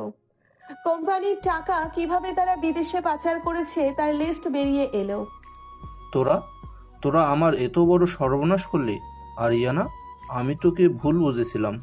আকবর সাহেবের হাত থেকে চশমাটা নিচে পড়ে গেল। ইয়ানা স্তব্ধ হয়ে সব দেখছে। সে জানে না এটা কিভাবে হলো, কিন্তু তার মনের কোণে কোথাও একটা সন্দেহ দানা বাঁধছে। সে নয়নের দিকে তাকালো। নয়ন তখন জানালার দিকে তাকিয়ে আছে, যেন এই ঘটনার সাথে তার কোনো সম্পর্ক নেই। নয়ন, এই ঘটনা কি তুই করেছিস? তুই কিভাবে পারলি? তুই তো জানতেই না ওরা কি ফাইল রেডি করেছে। আঙ্কেল, এটা কোনো একটা ভুল বোঝাবুঝি। রুবিনা আন্টি এমনটা করতে পারেন না। তুই চুপ কর ইমরান। তোদের দুজনেরই আমি আসল রূপ বুঝে গেছি। তোদের জন্যই আজ আমার মেয়ের সাথে আমার সম্পর্ক খারাপ হয়েছে। তোদের সব শেয়ার আমি এই মুহূর্তে বাতিল করছি। না ভাইজান, আপনি এমনটা করবেন না। ইয়ানা, তুই কিছু বল। তুই তো আমাকে মা বলতিস। মা হওয়ার যোগ্যতা আপনারা কবেই হারিয়েছেন চাচি। যে মেয়েকে তার বাবা অপমান করে বের করে দেয়, সেই মেয়ের কষ্ট আপনারা আনন্দ হিসেবে নিয়েছিলেন। আজ নিজেরা বিপদে পড়লে মাটা খুঁজে পাচ্ছেন। আকবর সাহেব চেয়ার থেকে উঠে ইয়ানার সামনে এলেন। তার দুই চোখ ভিজে গেছে। ইয়ানা, আমাকে মাফ করে দে মা। আমি টাকার মোহে অন্ধ হয়ে গিয়েছিলাম। তোকে আমি কোনোদিন নিজের মেয়ে হিসাবে দেখতে পারিনি। আমি দেখেছি আমার অহংকারের অংশ হিসাবে। বাবা, ক্ষমা চাইবেন না। আপনি ভুল করেছেন, সেই ভুলের সাজা আপনি পেয়ে গেছেন। কিন্তু এখন আমার কি করা উচিত তা আমি নিজেই জানি। ইয়ানা, নিচে চলো এখান থেকে। এখানে আর থাকার মানে নেই। ইয়ানা, এই ছেলেটাকে তুই ওকে বিয়ে করেছিস? জি বাবা, সে আমার স্বামী নয়ন। আকবর সাহেব নয়নের দিকে তাকালেন। নয়নের শান্ত নিরীহ মুখটা দেখে তিনি অবাক হলেন। তিনি তো ভেবেছিলেন মেয়ে কোনো বকাটে ছেলে বিয়ে করেছে, কিন্তু এই ছেলেটার চোখে মুখে এক অদ্ভুত আভিজাত্য। নয়ন, তুই ইয়ানাকে ভালো রেখো। আমি জানি না তুমি কে, কিন্তু ইয়ানা তোকে নিয়ে এসেছে মানে ওর কিছুই তো একটা বিশেষ গুণ তুই দেখেছিস। জি আঙ্কেল, আমি ওকে আমার জীবনের চেয়েও বেশি ভালোবাসি। নয়ন আর ইয়ানা অফিস থেকে বেরিয়ে এলো। বাইরে তখন প্রচুর রোদ। ইয়ানা নয়নের হাতটা ধরলো। নয়ন, তুই কি আজ ওই ফাইলগুলো বদলে দিয়েছিলি? আপনি কি বলছেন ইয়ানা? আমি তো আপনার পেছনে দাঁড়িয়েছিলাম। আপনি তো দেখলেন ল্যাপটপ তো রুবিনা চাচির হাতে ছিল। আমি জানি না তুই কিভাবে করেছিস, কিন্তু আমি জানি তুই কিছু একটা করেছিস। তুই কে নয়ন? তুই তো কোনো সাধারণ ছেলে না। আমি একজন সাধারণ ছাত্র যে আপনাকে ভালোবাসে। আপনার মনে এই সন্দেহগুলো কেন আসছে ইয়ানা? আপনি কি আমাকে বিশ্বাস করেন না? বিশ্বাস করি, কিন্তু তুই যেভাবে আমাকে সব বিপদ থেকে বাঁচাচ্ছিস তাতে আমার মনে হচ্ছে আমি তোর মতো একটা মানুষকে ডিজার্ভ করি না। আমাকে ডিজার্ভ করার জন্য শুধু ভালোবাসা লাগে, আর কিছু না। চল, আজ খুব ভালো করে খাবো। অনেক দিন পর আপনার বাবার কোম্পানি থেকে আপনি মুক্তি পেয়েছেন। আজ সেলিব্রেশন হবে। নয়ন ইয়ানাকে নিয়ে একটা রেস্টুরেন্টে গেল। সেখানে তারা অনেকক্ষণ গল্প করলো, কিন্তু হঠাৎ ইয়ানার ফোনে একটা কল এলো। অচেনা নাম্বার। হ্যালো, কে বলছেন? ইয়ানা ম্যাম, আমি ইন্সপেক্টর রফিক বলছি। আপনার স্বামীর ব্যাপারে কিছু তথ্য আমাদের কাছে এসেছে। আপনি কি একটু দেখা করতে পারবেন? আমার স্বামীর ব্যাপারে কি তথ্য? ওনার আসল পরিচয় আমাদের কাছে পরিষ্কার না। উনি যা দেখাচ্ছেন উনি তা নন। আপনি কি আপনার স্বামীর ব্যাপারে পুরো সত্যটা জানেন? আমি আসছি, আমাকে সময় দিন। ইয়ানা ফোনটা কেটে দিল। তার হাত কাঁপছে। নয়ন কফিতে চুমুক দিয়ে খুব স্বাভাবিক ভঙ্গিতে বলল, কার ফোন ছিল ইয়ানা? এক পুলিশ অফিসারের। তারা বলছে আমার তোর ব্যাপারে কিছু সন্দেহ আছে। সন্দেহ? কিসের সন্দেহ? আমি জানি না। আমি আজ দেখা করব। আমি সব সত্যি জানতে চাই নয়ন। রফিক, তুই আমার রানীকে আমার বিরুদ্ধে উস্কে দিচ্ছিস? তোর ধৃষ্টতা তো কম না। ঠিক আছে, দেখা যাক তুই কত দূর যেতে পারিস। নয়নের চোয়াল শক্ত হয়ে এলো। সে বুঝতে পারছে আজ রাতটা ইয়ানার সাথে তার সম্পর্ক পরীক্ষার রাত। যদি সে রফিককে আটকাতে না পারে তবে ইয়ানার বিশ্বাস হয়তো চিরকালের মতো ভেঙে যাবে। ইয়ানা যখন পুলিশ স্টেশনের গেটের সামনে দাঁড়ালো তখন তার দুপা কাঁপছে। এক হাতে তার হ্যান্ডব্যাগ, অন্য হাতে ফোন। নয়ন পাশে নেই। আজ সকালে বের হওয়ার পর সে আর ফোন ধরেনি। পুলিশের সাথে দেখা করার কথা শোনার পর থেকেই ইয়ানার বুকের ভেতরটা খালি খালি লাগছে। সে কি ভুল করছে? নয়ন কি সত্যিই কোনো অপরাধী? যে ছেলেটা তার জন্য সারা রাত বৃষ্টিতে ভিজেছে, যে ছেলেটা জ্বর নিয়ে তার পাশে শুয়ে থেকেছে, সে কি আসলে কোনো ভয়ানক ছদ্মবেশে আছে? না, আমি ভুল হতে দেব না। নয়ন যেমনই হোক, ও আমার স্বামী, ও আমার সুরক্ষা। ইন্সপেক্টর রফিক যদি কিছু প্রমাণ দিতে পারে তবেই আমি বিশ্বাস করব, তার আগে নয়। ইয়ানা ভেতরে প্রবেশ করলো। ইন্সপেক্টর রফিকের কেবিন, ঘরের ভেতর ভ্যাপসা গন্ধ। রফিক ফাইল খুলে বসে আছে। তাকে দেখে মনে হচ্ছে সে দীর্ঘ রাত না ঘুমিয়ে কাজ করছে। বসুন ইয়ানা ম্যাম, আমি জানি আপনি খুব দ্বিধায় আছেন। আপনার স্বামীর সাথে আপনার সম্পর্কের বয়স খুব কম, কিন্তু আপনাদের জীবনে ঝুঁকি অনেক বেশি। ইন্সপেক্টর সরাসরি বলুন, নয়নের ব্যাপারে আপনাদের সন্দেহটা কি? ও তো আমাদের বাড়িতে আশ্রিত একটা সাধারণ ছেলে। সাধারণ? এই ফাইলটা দেখুন ম্যাম। রফিক টেবিলের ওপর একটা ল্যাপটপ ঘুরিয়ে দিল। ইয়ানা স্ক্রিনের দিকে তাকালো। একের পর এক ব্যাংক ট্রানজ্যাকশন, কিছু গোপন কোড আর ম্যাপ। ইয়ানার চোখ বড় বড় হয়ে গেল। এইগুলো কি? এইগুলো তো সব সুইজারল্যান্ড আর কেইমেন আইসল্যান্ডের ব্যাংক অ্যাকাউন্ট, কিন্তু এগুলোর সাথে নয়নের সম্পর্ক কি? নয়ন যে ছেলেটাকে আপনি চিনেছেন, সেই নামে কোনো সরকারি রেকর্ড নেই ম্যাম। ওর আসল নাম আন্ডারওয়ার্ল্ডে ডেভিল। গত 5 বছরে যতগুলো সাইবার ক্রাইম হয়েছে, যার মাধ্যমে বড় বড় কর্পোরেট হাউস ধসে পড়েছে, তার পিছনে এই নয়নের আইপি অ্যাড্রেস পাওয়া গেছে। অবাক হওয়ার বিষয় কি জানেন? নয়ন যেদিন থেকে আপনাদের বাড়িতে আশ্রিত হিসাবে থাকতে শুরু করেছে, সেদিন থেকে আপনার বাবার কোম্পানির সব গোপন তথ্য ফাঁস হওয়া বন্ধ হয়ে গেছে এবং লস রিকভার হওয়া শুরু করেছে। আপনি কি বলতে চাইছেন? ও আমার কোম্পানি বাঁচিয়েছে? আমি বলছি ও আপনাকে ব্যবহার করছে। সে আপনাকে একটা ঢাল হিসাবে ব্যবহার করছে, যাতে কেউ তাকে সন্দেহ না করে। নয়ন আপনার বাবাকে পথে বসাতে চায় না। সে আপনার পরিবারের শত্রুদের ধ্বংস করে আপনাদের পুরো সাম্রাজ্য নিজের হাতে নিতে চায়, আর আপনি তার হাতে সব থেকে বড় অস্ত্র। চুপ করুন, আপনি সব মিথ্যা বলছেন। ও আমাকে ভালোবাসে। আপনি ওর পেছনে কেন পড়ে আছেন? ও তো আমাকে কোনোদিন কোনো ক্ষতি করেনি। ভালোবাসা? ইয়ানা ম্যাম, ডেভিল কোনোদিন কাউকে ভালোবাসতে পারে না। সে শুধু তার শিকারকে নিজের কাছে আটকে রাখতে পারে। আজ রাতে নয়নের একটা গোপন মিটিং আছে। ওই মিটিংয়ে সে সব তথ্য প্রমাণ সহ তার শত্রুদের শেষ করে দেবে। আপনি চাইলে আজ রাতে নিজে গিয়ে দেখতে পারেন ও কি করছে। আমি কোনো জোর করছি না, কিন্তু একজন নারী হিসেবে আপনাকে সাবধান করা আমার দায়িত্ব। ইয়ানা স্টেশনের বাইরে বেরিয়ে এলো। তার মাথা ঘুরছে, আকাশটা কালো হয়ে আছে। সে কি রফিককে বিশ্বাস করবে নাকি নয়নকে?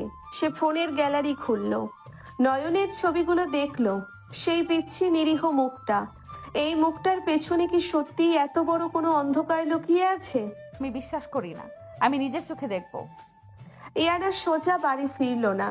সে নয়নের মোবাইল ট্র্যাক করার চেষ্টা করলো, যা সে আগে একবার নয়নের অগোচরেই সেট আপ করে রেখেছিল। লোকেশন দেখাচ্ছে শহরের এক পরিত্যক্ত শিপইয়ার্ড। ইয়ানা ট্যাক্সি নিয়ে সোজা সেই ঠিকানায় রওনা দিল। এদিকে শিপইয়ার্ডের ভেতর নয়ন একটা অন্ধকার ঘরে বসে আছে। তার সামনে কম্পিউটার, তার চারপাশে কবির এবং অন্যান্য লোক দাঁড়িয়ে। নয়নের পরনে একটা কালো চামড়ার জ্যাকেট। তার চোখের চাহনি আজ আর সেই নিরীহ নয়, আজ সে সাক্ষাৎ যমরাজ। বস, রফিক খুব বেশি নড়চড়ে করছে। ইয়ানা ম্যামকেও ও স্টেশনে ডেকেছিল। রফিক আগুন নিয়ে খেলছে কবির। ও জানে না আমি ওর কতদূর পর্যন্ত জানি। ওর মেয়ের স্কুলের অ্যাডমিশন থেকে শুরু করে ওর গোপন অ্যাকাউন্ট সব আমার হাতে। ও আমাকে জেলে ভরতে চায়। ও নিজেই বুঝতে পারছে না ও কার সাথে লড়ছে। কিন্তু ইয়ানা ম্যাম যদি সব জেনে ফেলেন? ইয়ানা যদি জানে তবে সেটা আমার মুখ থেকে জানবে, বাইরের কারো মুখ থেকে নয়। আজ রাতে সব শেষ করে দেব। শিপইয়ার্ডের গেটের কাছে ট্যাক্সি থেকে নামলো ইয়ানা। ভেতরে অন্ধকার, মাঝে মাঝে শিয়ালের ডাক শোনা যাচ্ছে। সে ধীর পায়ে ভেতরের দিকে এগিয়ে যাচ্ছে। হঠাৎ একটা নড়াচড়া শুনতে পেয়ে সে লুকিয়ে পড়ল একটা বড় কন্টেইনারের পেছনে। সে দেখলো রুবিনা, তিয়াশা এবং ইমরান ভেতরে ঢুকছে। তাদের সাথে আরো কিছু গুন্ডা। শফিক বলেছে নয়ন এই শিপইয়ার্ডেই থাকে, ওনাকে এখান থেকে সব কন্ট্রোল করে। আজ ওকে মেরেই ফেলবো। ইয়ানাকে আমরা আবার আমাদের নিয়ন্ত্রণে নিয়ে আসবো। আম্মু, এই পিচ্ছি ছেলেটাকে মারতে এত আয়োজন কেন? ওকে তো আমি শেষ করতে পারি। তুই কিছু জানিস না তিয়াশা, ও সাধারণ ছেলে নয়। ওরে মারা মানে শুধু একটা ছেলেকে মারা নয়, একটা সিস্টেমকে মারা। ইয়ানা কন্টেইনারের আড়ালে দাঁড়িয়ে সব শুনছে। তার পায়ের তলার মাটি সরে যাচ্ছে।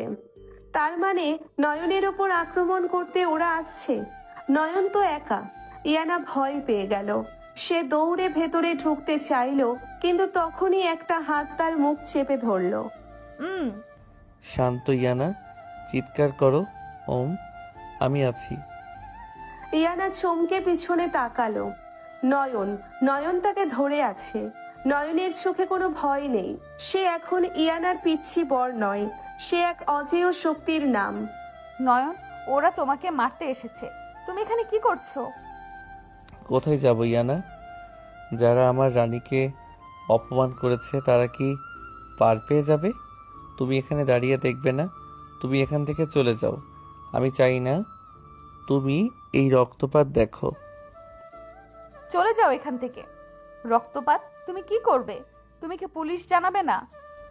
পুলিশ? ইয়ানা, পুলিশ আমার হাতের পুতুল। আজ রাতে আমি যেটা করব সেটা তোমার কল্পনাকেও ছাড়িয়ে যাবে। তুমি প্লিজ চলে যাও। নয়ন ইয়ানাকে ধাক্কা দিয়ে সরিয়ে দিয়ে অন্ধকারের ভেতর মিলিয়ে গেল। ইয়ানা কোনো মতে নিজেকে সামলে নিয়ে আবার কন্টেইনারের আড়ালে লুকালো। সে দেখল রুবিনা, তিয়াশা আর ইমরান একটা টেবিলের সামনে দাঁড়িয়ে কথা বলছে। হঠাৎ পুরো শিপইয়ার্ডে লাইট জ্বলে উঠল। কিরে, এতক্ষণ তো অন্ধকার ছিল, লাইট কে জ্বালালো? আমি জ্বালালাম ইমরান। অন্ধকারের ভেতর আস্তানা গিয়ে খুব মজা পাচ্ছিস না? এবার আলোর নিচে দাঁড়া। কি কথা বলছে? সামনে আয়। ওপরের একটা ক্রেনের ওপর থেকে নয়ন নিচে লাফিয়ে পড়ল। তার পরনে সেই কালো জ্যাকেট, চোখে কালো সানগ্লাস। সে এখন আর বাড়ির সেই আশ্রিত নিরীহ ছেলেটি নয়। সে আন্ডারওয়ার্ল্ডের ডেভিল। তার হাতের রিভলভারটা ঘুরছে। নয়ন, তুই এখানে কি করছিস? তোর সাহস তো কম না, আমাদের সাথে লড়বি? লড়াইয়ের কথা বাদ দে রুবিনা। তোদের সাথে লড়লে আমার সম্মান যাবে। আমি তোদের বিচার করতে এসেছি। আজ আমার রানীর চোখের এক ফোঁটা পানির মূল্য তোদের পুরো পরিবারের সম্পত্তির চেয়েও বেশি। ফাজিল পোলা, এত বড় সাহস! ধর তোরা ওকে। গুন্ডারা নয়নের দিকে তেড়ে গেল। ইয়ানা কন্টেইনারের আড়াল থেকে দেখছে নয়ন কেমন করে একটা বাঘের মতো লড়ছে। তার প্রতিটি মুভমেন্ট এত নিখুঁত, এত দ্রুত যে কেউ তাকে ধরতেই পারছে না। নয়ন কোনো বন্দুকের গুলি ব্যবহার করলো না। সে শুধু তার শারীরিক দক্ষতা দিয়ে গুন্ডাদের একে একে মাটিতে আছাড় মারছে। এটা কি আমার নয়ন? এই পিচ্চি ছেলেটা এত শক্তিশালী। ও আসলে কোনো মার্শাল আর্ট মাস্টার? ও কি কোনো মার্শাল আর্ট মাস্টার? নয়ন লড়তে লড়তে রুবিনার সামনে এসে দাঁড়ালো। রুবিনা ভয়ে কাঁপছে। ইয়ানাকে পাগল প্রমাণ করার নাটক করেছিলে তাই না? এই নে তোর বানানো সব ফাইল আমার ল্যাপটপে। এবার তুই নিজেই পাগল হয়ে যা। নয়ন তার ল্যাপটপটা রুবিনার সামনে মেলে ধরলো। ল্যাপটপে রুবিনার নিজের করা জালিয়াতির ভিডিও চলছে। তিয়াশা আর ইমরান দুজনেই থমকে গেল। এটা কি করে সম্ভব? তুই এসব কিভাবে জানলি? তুই তো আমাদের বাড়িতে থাকা একটা আশ্রিত কাজের ছেলে মাত্র। আশ্রিত ছেলে? আমি তোদের মতো গাধাদের পড়াশোনা করাই ইমরান। ইয়ানা আমার সব, আর আমার সবের ওপর যে নজর দেবে তাকে আমি এই পৃথিবীতে আর থাকতে দেব না। নয়ন ইমরানকে সজোরে একটা ঘুষি মারল। ইমরান ছিটকে পড়ল। নয়ন এবার ইয়ানার দিকে একবার তাকালো। ইয়ানা অন্ধকারে দাঁড়িয়ে কাঁপছে। নয়ন জানে ইয়ানা দেখছে, সে জানে এই মুহূর্তটা ইয়ানার মনের ভেতর কোনো দাগ ফেলবে, কিন্তু তার কিছু করার নেই। তুই মরবি নয়ন। পুলিশ আসছে। পুলিশ আমাকে ফোন করেছে। পুলিশ? রফিক? সে তো আসার পথেই অ্যাক্সিডেন্ট করেছে। তার গাড়ির ব্রেক আমি কাল রাতেই কেটে দিয়েছিলাম। সে এখন হাসপাতালে। তোরা কার উপর ভরসা করে আছিস? ইয়ানা এবার আর স্থির থাকতে পারল না। সে কন্টেইনারের আড়াল থেকে বেরিয়ে এলো। থামো নয়ন, থামো। নয়ন ইয়ানাকে দেখে থমকে গেল। তার সব টেভিল ভাবসাব মুহূর্তে যেন বাষ্প হয়ে উড়ে গেল। সে ইয়ানার দিকে তাকাতেই তার চোখের কোণায় আবার সে অসহায়ত্ব ফুটে উঠল। ইয়ানা, তুমি এখানে? আমি তো তোমাকে বললাম চলে যেতে। আমি চলে যাব না নয়ন, তুমি এগুলো কি করছো? এই মারামারি, এই আন্ডারওয়ার্ল্ড, এসব কি? তুমি কি সত্যি কোনো অপরাধী? আমি অপরাধী নই ইয়ানা, আমি জাস্ট ওদের সাথে ওদের ভাষায় কথা বলছি। এরা তোমাকে মারতে চেয়েছিল, এরা তোমাকে শেষ করে দিতে চেয়েছিল। আমি কি চুপচাপ দেখব? ইয়ানা, বিশ্বাস করিস না ওকে। ও একটা খুনি, ও আমাকে মেরে ফেলবে। তুই চুপ কর ইমরান, তোর কথা আমি আর শুনতে চাই না। নয়ন, তুমি কি আমাকে সত্যি বলনি তুমি কে? কেন তুমি আমার সাথে এত বড় অভিনয় করলে? অভিনয় করিনি ইয়ানা, আমি তোমাকে ভালোবেসেছি। তুমি যখন বৃষ্টিতে ভিজতে, যখন তুমি কান্না করতে, আমি সব দেখেছি। আমার খুব ইচ্ছা হতো তোমাকে জড়িয়ে ধরি, তোমাকে বলি আমি আছি, কিন্তু আমি জানতাম আমি যদি আমার আসল রূপটা দেখাই তুমি ভয় পাবে, তুমি আমাকে ঘেন্না করবে। তাই আমি তোমার আশ্রিত পিচ্চি বর হয়ে তোমার পাশে ছিলাম। ইয়ানা নয়নের দিকে এগিয়ে গেল। সে নয়নের চোখের পানি নিজের হাত দিয়ে মুছে দিল। তুমি কি মনে করো আমি ভয় পাবো? আমি আজ প্রথম দেখলাম একজন ছেলে তার ভালোবাসার মানুষকে পাওয়ার জন্য কত দূর যেতে পারে। তুমি কি অপরাধী? হ্যাঁ তুমি অপরাধী, কিন্তু কার জন্য? আমার জন্য। আপু, তুই পাগল হয়ে গেছিস? ও তো ক্রিমিনাল। চুপ কর তিয়াশা, ক্রিমিনাল কে সেটা সময় বলবে। আজ রাতে নয়ন কাউকে মারবে না। নয়ন, চলো এখান থেকে। ইয়ানা, কিন্তু রুবিনা, তিয়াশা। আমি পুলিশের হাতেই ওদের দেব। আমি জানি তুমি রফিকের গাড়ি অ্যাক্সিডেন্ট করিয়েছ, কিন্তু আমার জন্য আর কোনো রক্ত ছাড়ানো চলবে না। চলো নয়ন। নয়ন ইয়ানার হাতটা শক্ত করে ধরল। সে বুঝতে পারছে ইয়ানা তাকে গ্রহণ করেছে। তার অতীতের অন্ধকার রূপ জেনেও ইয়ানা তাকে প্রত্যাখ্যান করেনি। রবিনা আর তিয়াশা তখন মাটিতে বসে কাঁদছে। নয়ন তাদের দিকে একবার তাকালো, তার ডেভিল হাসিটা আবার ফিরে এলো। আজকের জন্য বেঁচে গেলি, কাল সকালে যখন পুলিশ আসবে তখন নিজেদের সব ফাইল তৈরি রাখিস, কারণ আমি জানি না এরপর আমি আর কতটা দয়ালু থাকবো। নয়ন ইয়ানাকে নিয়ে শিপইয়ার্ড থেকে বেরিয়ে এলো। ইয়ানা নয়নের বাইকের পেছনে বসলো। বাইকটা যখন চলতে শুরু করলো তখন ইয়ানা নয়নকে শক্ত করে জড়িয়ে ধরলো। নয়ন, হুম? নয়ন, তুই কি সত্যি আমাকে ছেড়ে যাবি না? ইয়ানা, মৃত্যু আমাকে তোমার থেকে আলাদা করতে পারবে না। আমি তোমার জন্য স্বর্গ থেকে নরক সবখানে যেতে রাজি। ইয়ানা নয়নের কাঁধে মুখ রাখলো। আকাশ পরিষ্কার হয়ে আসছে। কালকের বৃষ্টির পর আজ ভোরে এক নতুন সূর্য উঠছে। ইয়ানা বুঝতে পারছে তার জীবনের নতুন অধ্যায় শুরু হলো। কিন্তু এই অধ্যায় কি সত্যিই এত সহজ হবে? রবিনা আর তিয়াশা কি বসে থাকবে? আর রফিক কি নয়নের এই ডেভিল রূপের কথা জেনে যাবে না? নয়ন বাইক থামালো তাদের সেই ভাঙা ঘরের সামনে। নয়ন নামলো, কিন্তু ইয়ানা নড়লো না। সে নয়নের জ্যাকেটটা টেনে ধরলো। আমাকে একা ছেড়ে যাবি না তো? না ইয়ানা, আমি আছি, চিরকাল থাকবো। নয়ন ইয়ানাকে বাইক থেকে নামালো। দুজনে ঘরের ভেতরে ঢুকলো। ঘরটা এখনো সেই পুরনো, কিন্তু আজ এখানে নয়ন আর ইয়ানার ভালোবাসার এক অমোঘ টান কাজ করছে। নয়ন ইয়ানার হাতে এক কাপ চা তুলে দিল। ইয়ানা, তুমি যদি চাও আমি সব ছেড়ে দিতে পারি। আমি আমার এই অন্ধকার জগৎ ছেড়ে তোমাকে নিয়ে কোথাও দূরে চলে যেতে পারি, শুধু তুমি যদি আমার সাথে থাকো। না নয়ন, তুই যদি অপরাধ করে থাকিস তবে তার শাস্তি তোকে পেতেই হবে, কিন্তু আমি চাই না তুই আর কোনো অপরাধ কর। আমরা নতুন করে সব শুরু করব। তুই আমার পিচ্ছি বড় হয়েই থাক, কিন্তু ডেভিল রূপটা আর না। চেষ্টা করবো ইয়ানা, কিন্তু আমার পিছু যারা নিয়েছে তারা কি আমাকে শান্তিতে থাকতে দেবে? নয়নের কথা শেষ হওয়ার আগেই ঘরের জানালা দিয়ে একটা পাথরের টুকরো এসে পড়ল। পাথরের সাথে একটা চিরকুট বাঁধা।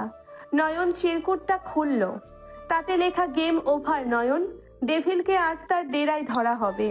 এটা কি? কারা লিখেছে? ওরা এসে গেছে ইয়ানা, ওরা জানতো আমি এখানে। এটা ফাঁদ ছিল। চারপাশ থেকে পুলিশের সাইরেন শোনা যাচ্ছে। ইয়ানা দৌড়ে জানালার কাছে গেল। দেখলো নিচে শত শত পুলিশ, সাথে রফিক মাইক্রোফোনে চিৎকার করছে। নয়ন, নিজেকে সারেন্ডার করো। পুরো এরিয়া আমরা ঘিরে ফেলেছি, তুমি আর কোথাও যেতে পারবে না। পুলিশ? এত পুলিশ কেন?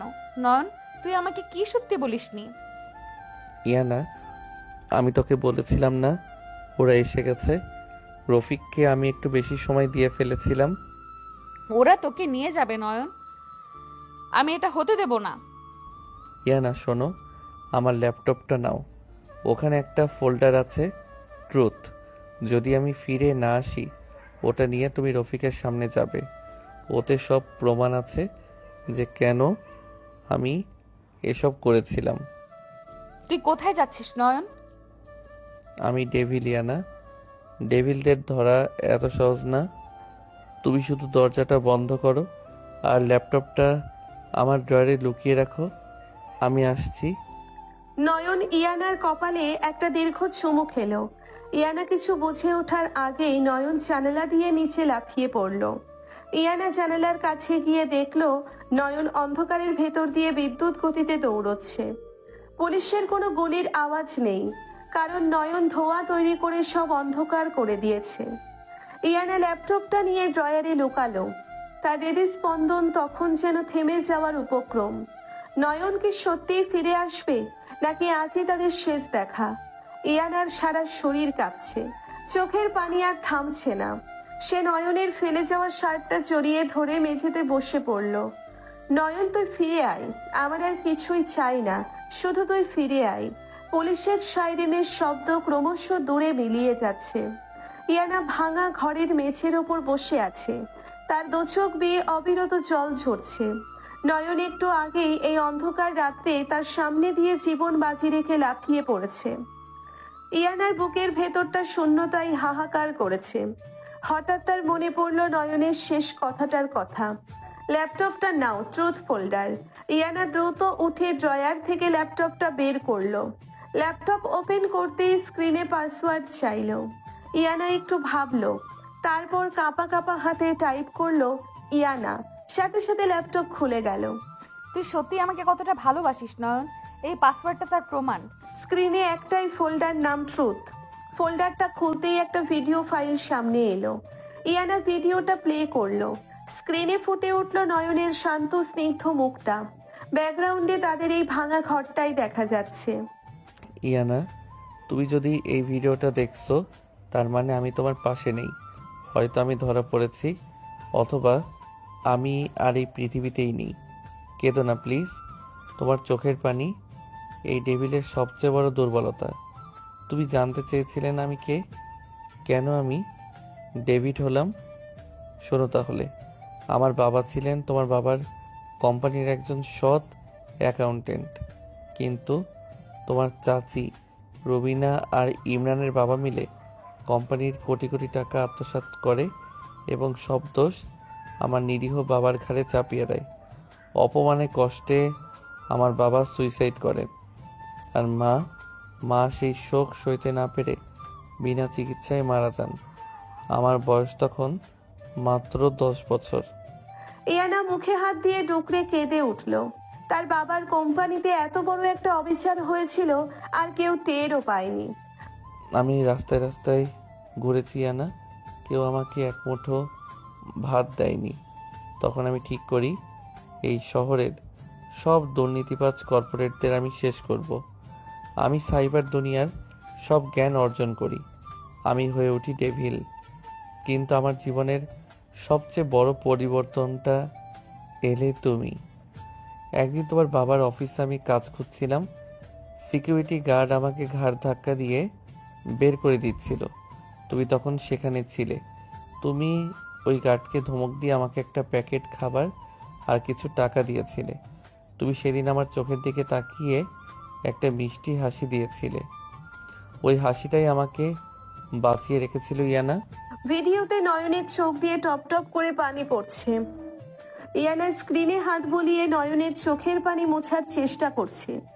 আমি বুঝতে পারছিলাম রুবিনা আর ইমরান মিলে এবার তোমার দিকে হাত বাড়িয়েছে। ওরা তোমাকে পাগল সাজিয়ে তোমার বাবার সব সম্পত্তি হাতিয়ে নিতে চেয়েছিল। আমি তোমাকে ওদের নোংরা হাত থেকে বাঁচানোর জন্যই ওই আশ্রিত পিচ্ছি ছেলেটা নাটক করেছিলাম। আমি চেয়েছিলাম তুমি আমাকে ঘেন্না করো, দূরে থাকো, কিন্তু নিরাপদে থাকো।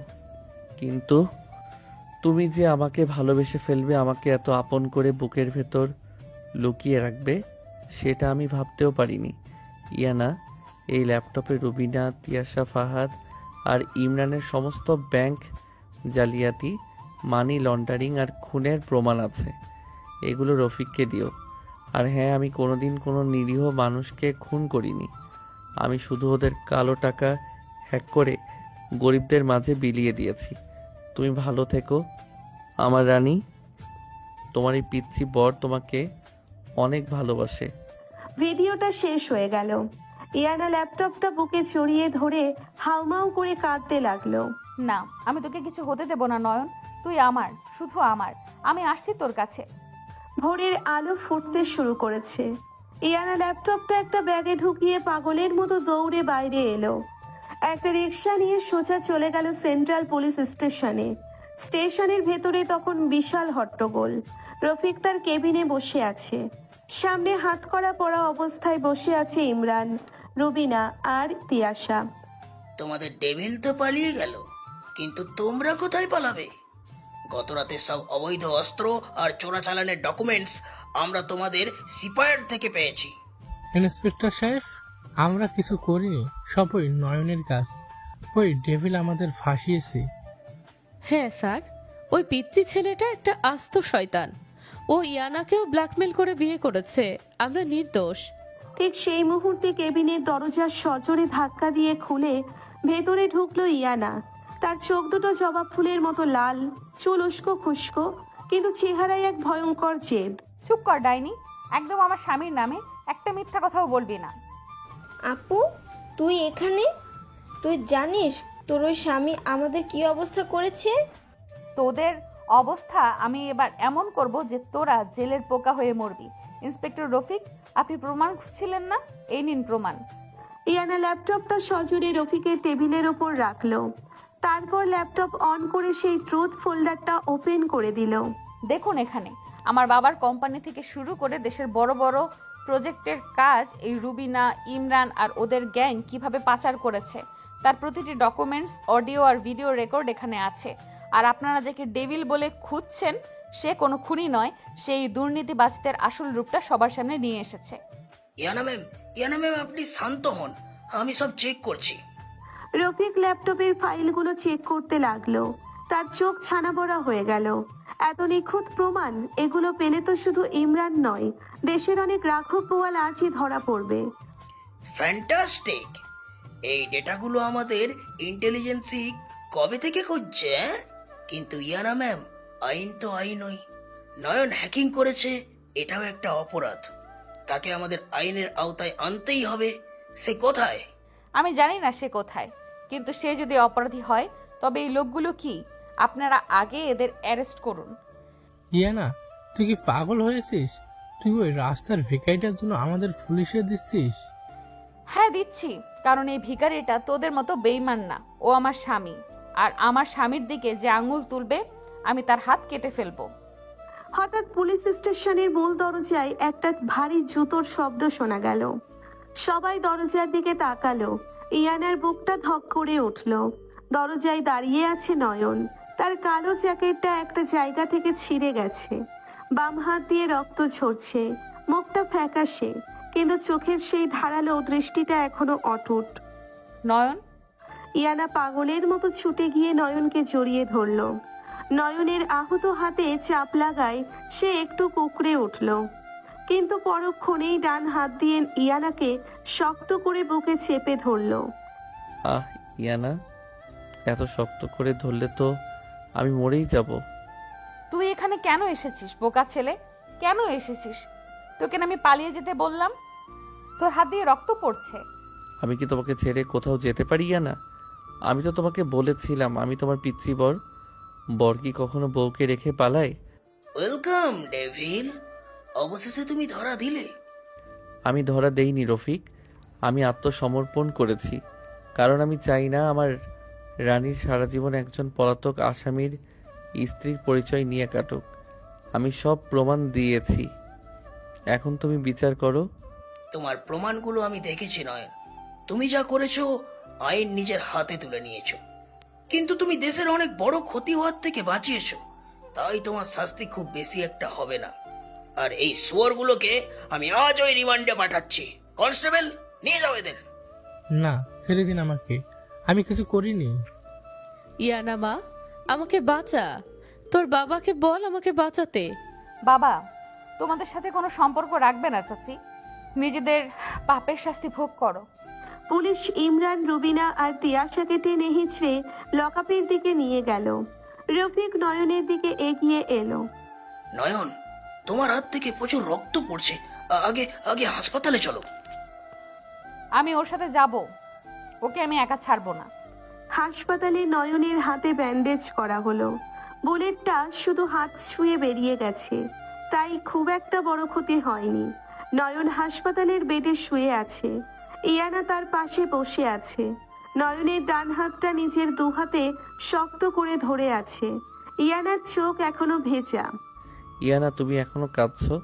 এই ডেভিলের তো কিছু হয়নি। একদম ডেভিল শব্দটা উচ্চারণ করবি না, তুই ডেভিল হবি শত্রুদের জন্য। আমার কাছে তুই শুধু আমার বোকা, নিরীহ আর পিচ্চি স্বামী। তুই আমাকে কতটা ভয় পাইয়ে দিয়েছিস জানিস? আমি জানি ইয়ানা, আমাকে মাফ করে দাও। আমি আর কখনো তোমাকে ছেড়ে যাব না।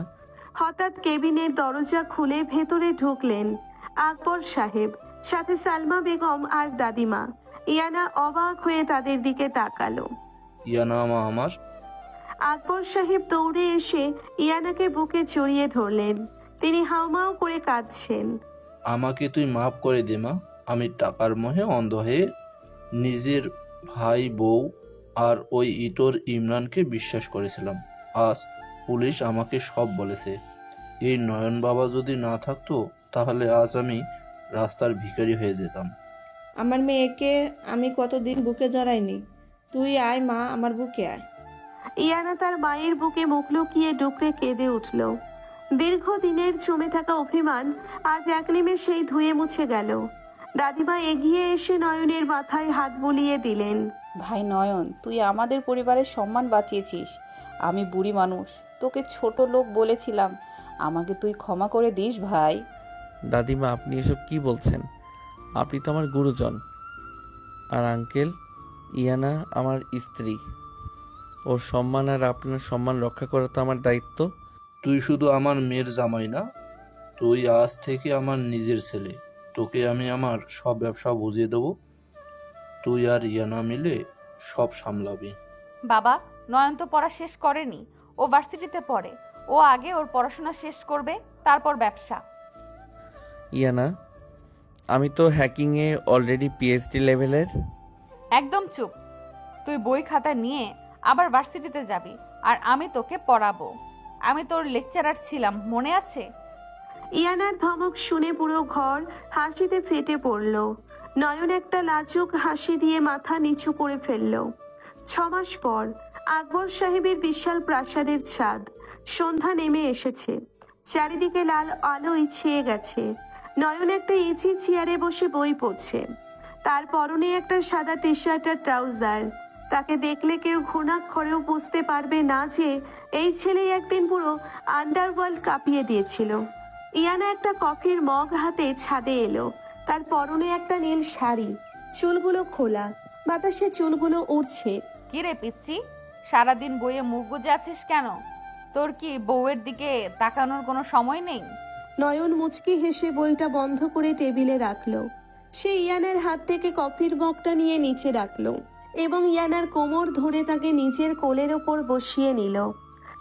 আমার বউ তো এত সুন্দর যে তার দিকে তাকালে আমার আর বইয়ের পাতায় মন বসবে না। তখন যদি পরীক্ষায় ফেল করি, তুমি তো আমাকে বাড়ি থেকে বের করে দেবে। ফাজিল হয়েছিস খুব, তাই না? ইয়ানা নয়নের কলার ধরে একটা আলতো টান দিল। নয়ন ইয়ানার চোখের দিকে তাকালো। সেই চোখে এখন আর কোনো অভিমান নেই, আছে শুধু এক গভীর সমুদ্রের মতো ভালোবাসা। ইয়ানা, তুমি আমাকে কতটা ভালোবাসো? জানি না, তবে এটুকু জানি, তুই যদি আবার ওই অন্ধকার জগতে ফিরে যাস, আমি তোকে নিজের হাতে খুন করব। এই তো আমার রাগী বউ। আমি কোথাও যাব না ইয়ানা, আমার পুরো জগৎ তো এখন তোমার এই চোখের মাঝেই আটকে আছে। নয়ন খুব আলতো করে ইয়ানার কপালে একটা চুমু খেলো। ইয়ানা চোখ বন্ধ করে নয়নের বুকে মাথা রাখলো। নয়নের বুকের ধুকপুকানি শুনতে শুনতে ইয়ানা ফিসফিস করে বলল, জানিস নয়ন, তুই আসলে একটা ডেভিল। তুই খুব সপ্তপর্ণে আমার রাগে মনের সব অভিমান হ্যাক করে নিয়েছিস। তুই আমার সেই পিচ্চি ডেভিল বর, যাকে ছাড়া আমি এক মুহূর্ত বাঁচতে পারবো না। আর তুমি আমার সেই সিনিয়র বউ, যার একটু হাসির জন্য এই ডেভিড পুরো দুনিয়া জ্বালিয়ে দিতে পারে। শেষ বিকেলের পরন্ত রোদ তাদের দুজনকে আষ্টে পৃষ্ঠে জড়িয়ে ধরল। দীর্ঘ কষ্ট, অপমান আর ভুল বোঝাবুঝির পর অবশেষে ভালোবাসা তার আপন ঠিকানা খুঁজে পেল। এক নিরীহ ডেভিলের নিঃস্বার্থ ভালোবাসা জয় করে নিল এক রাগী অভিমানী মেয়ের হৃদয়।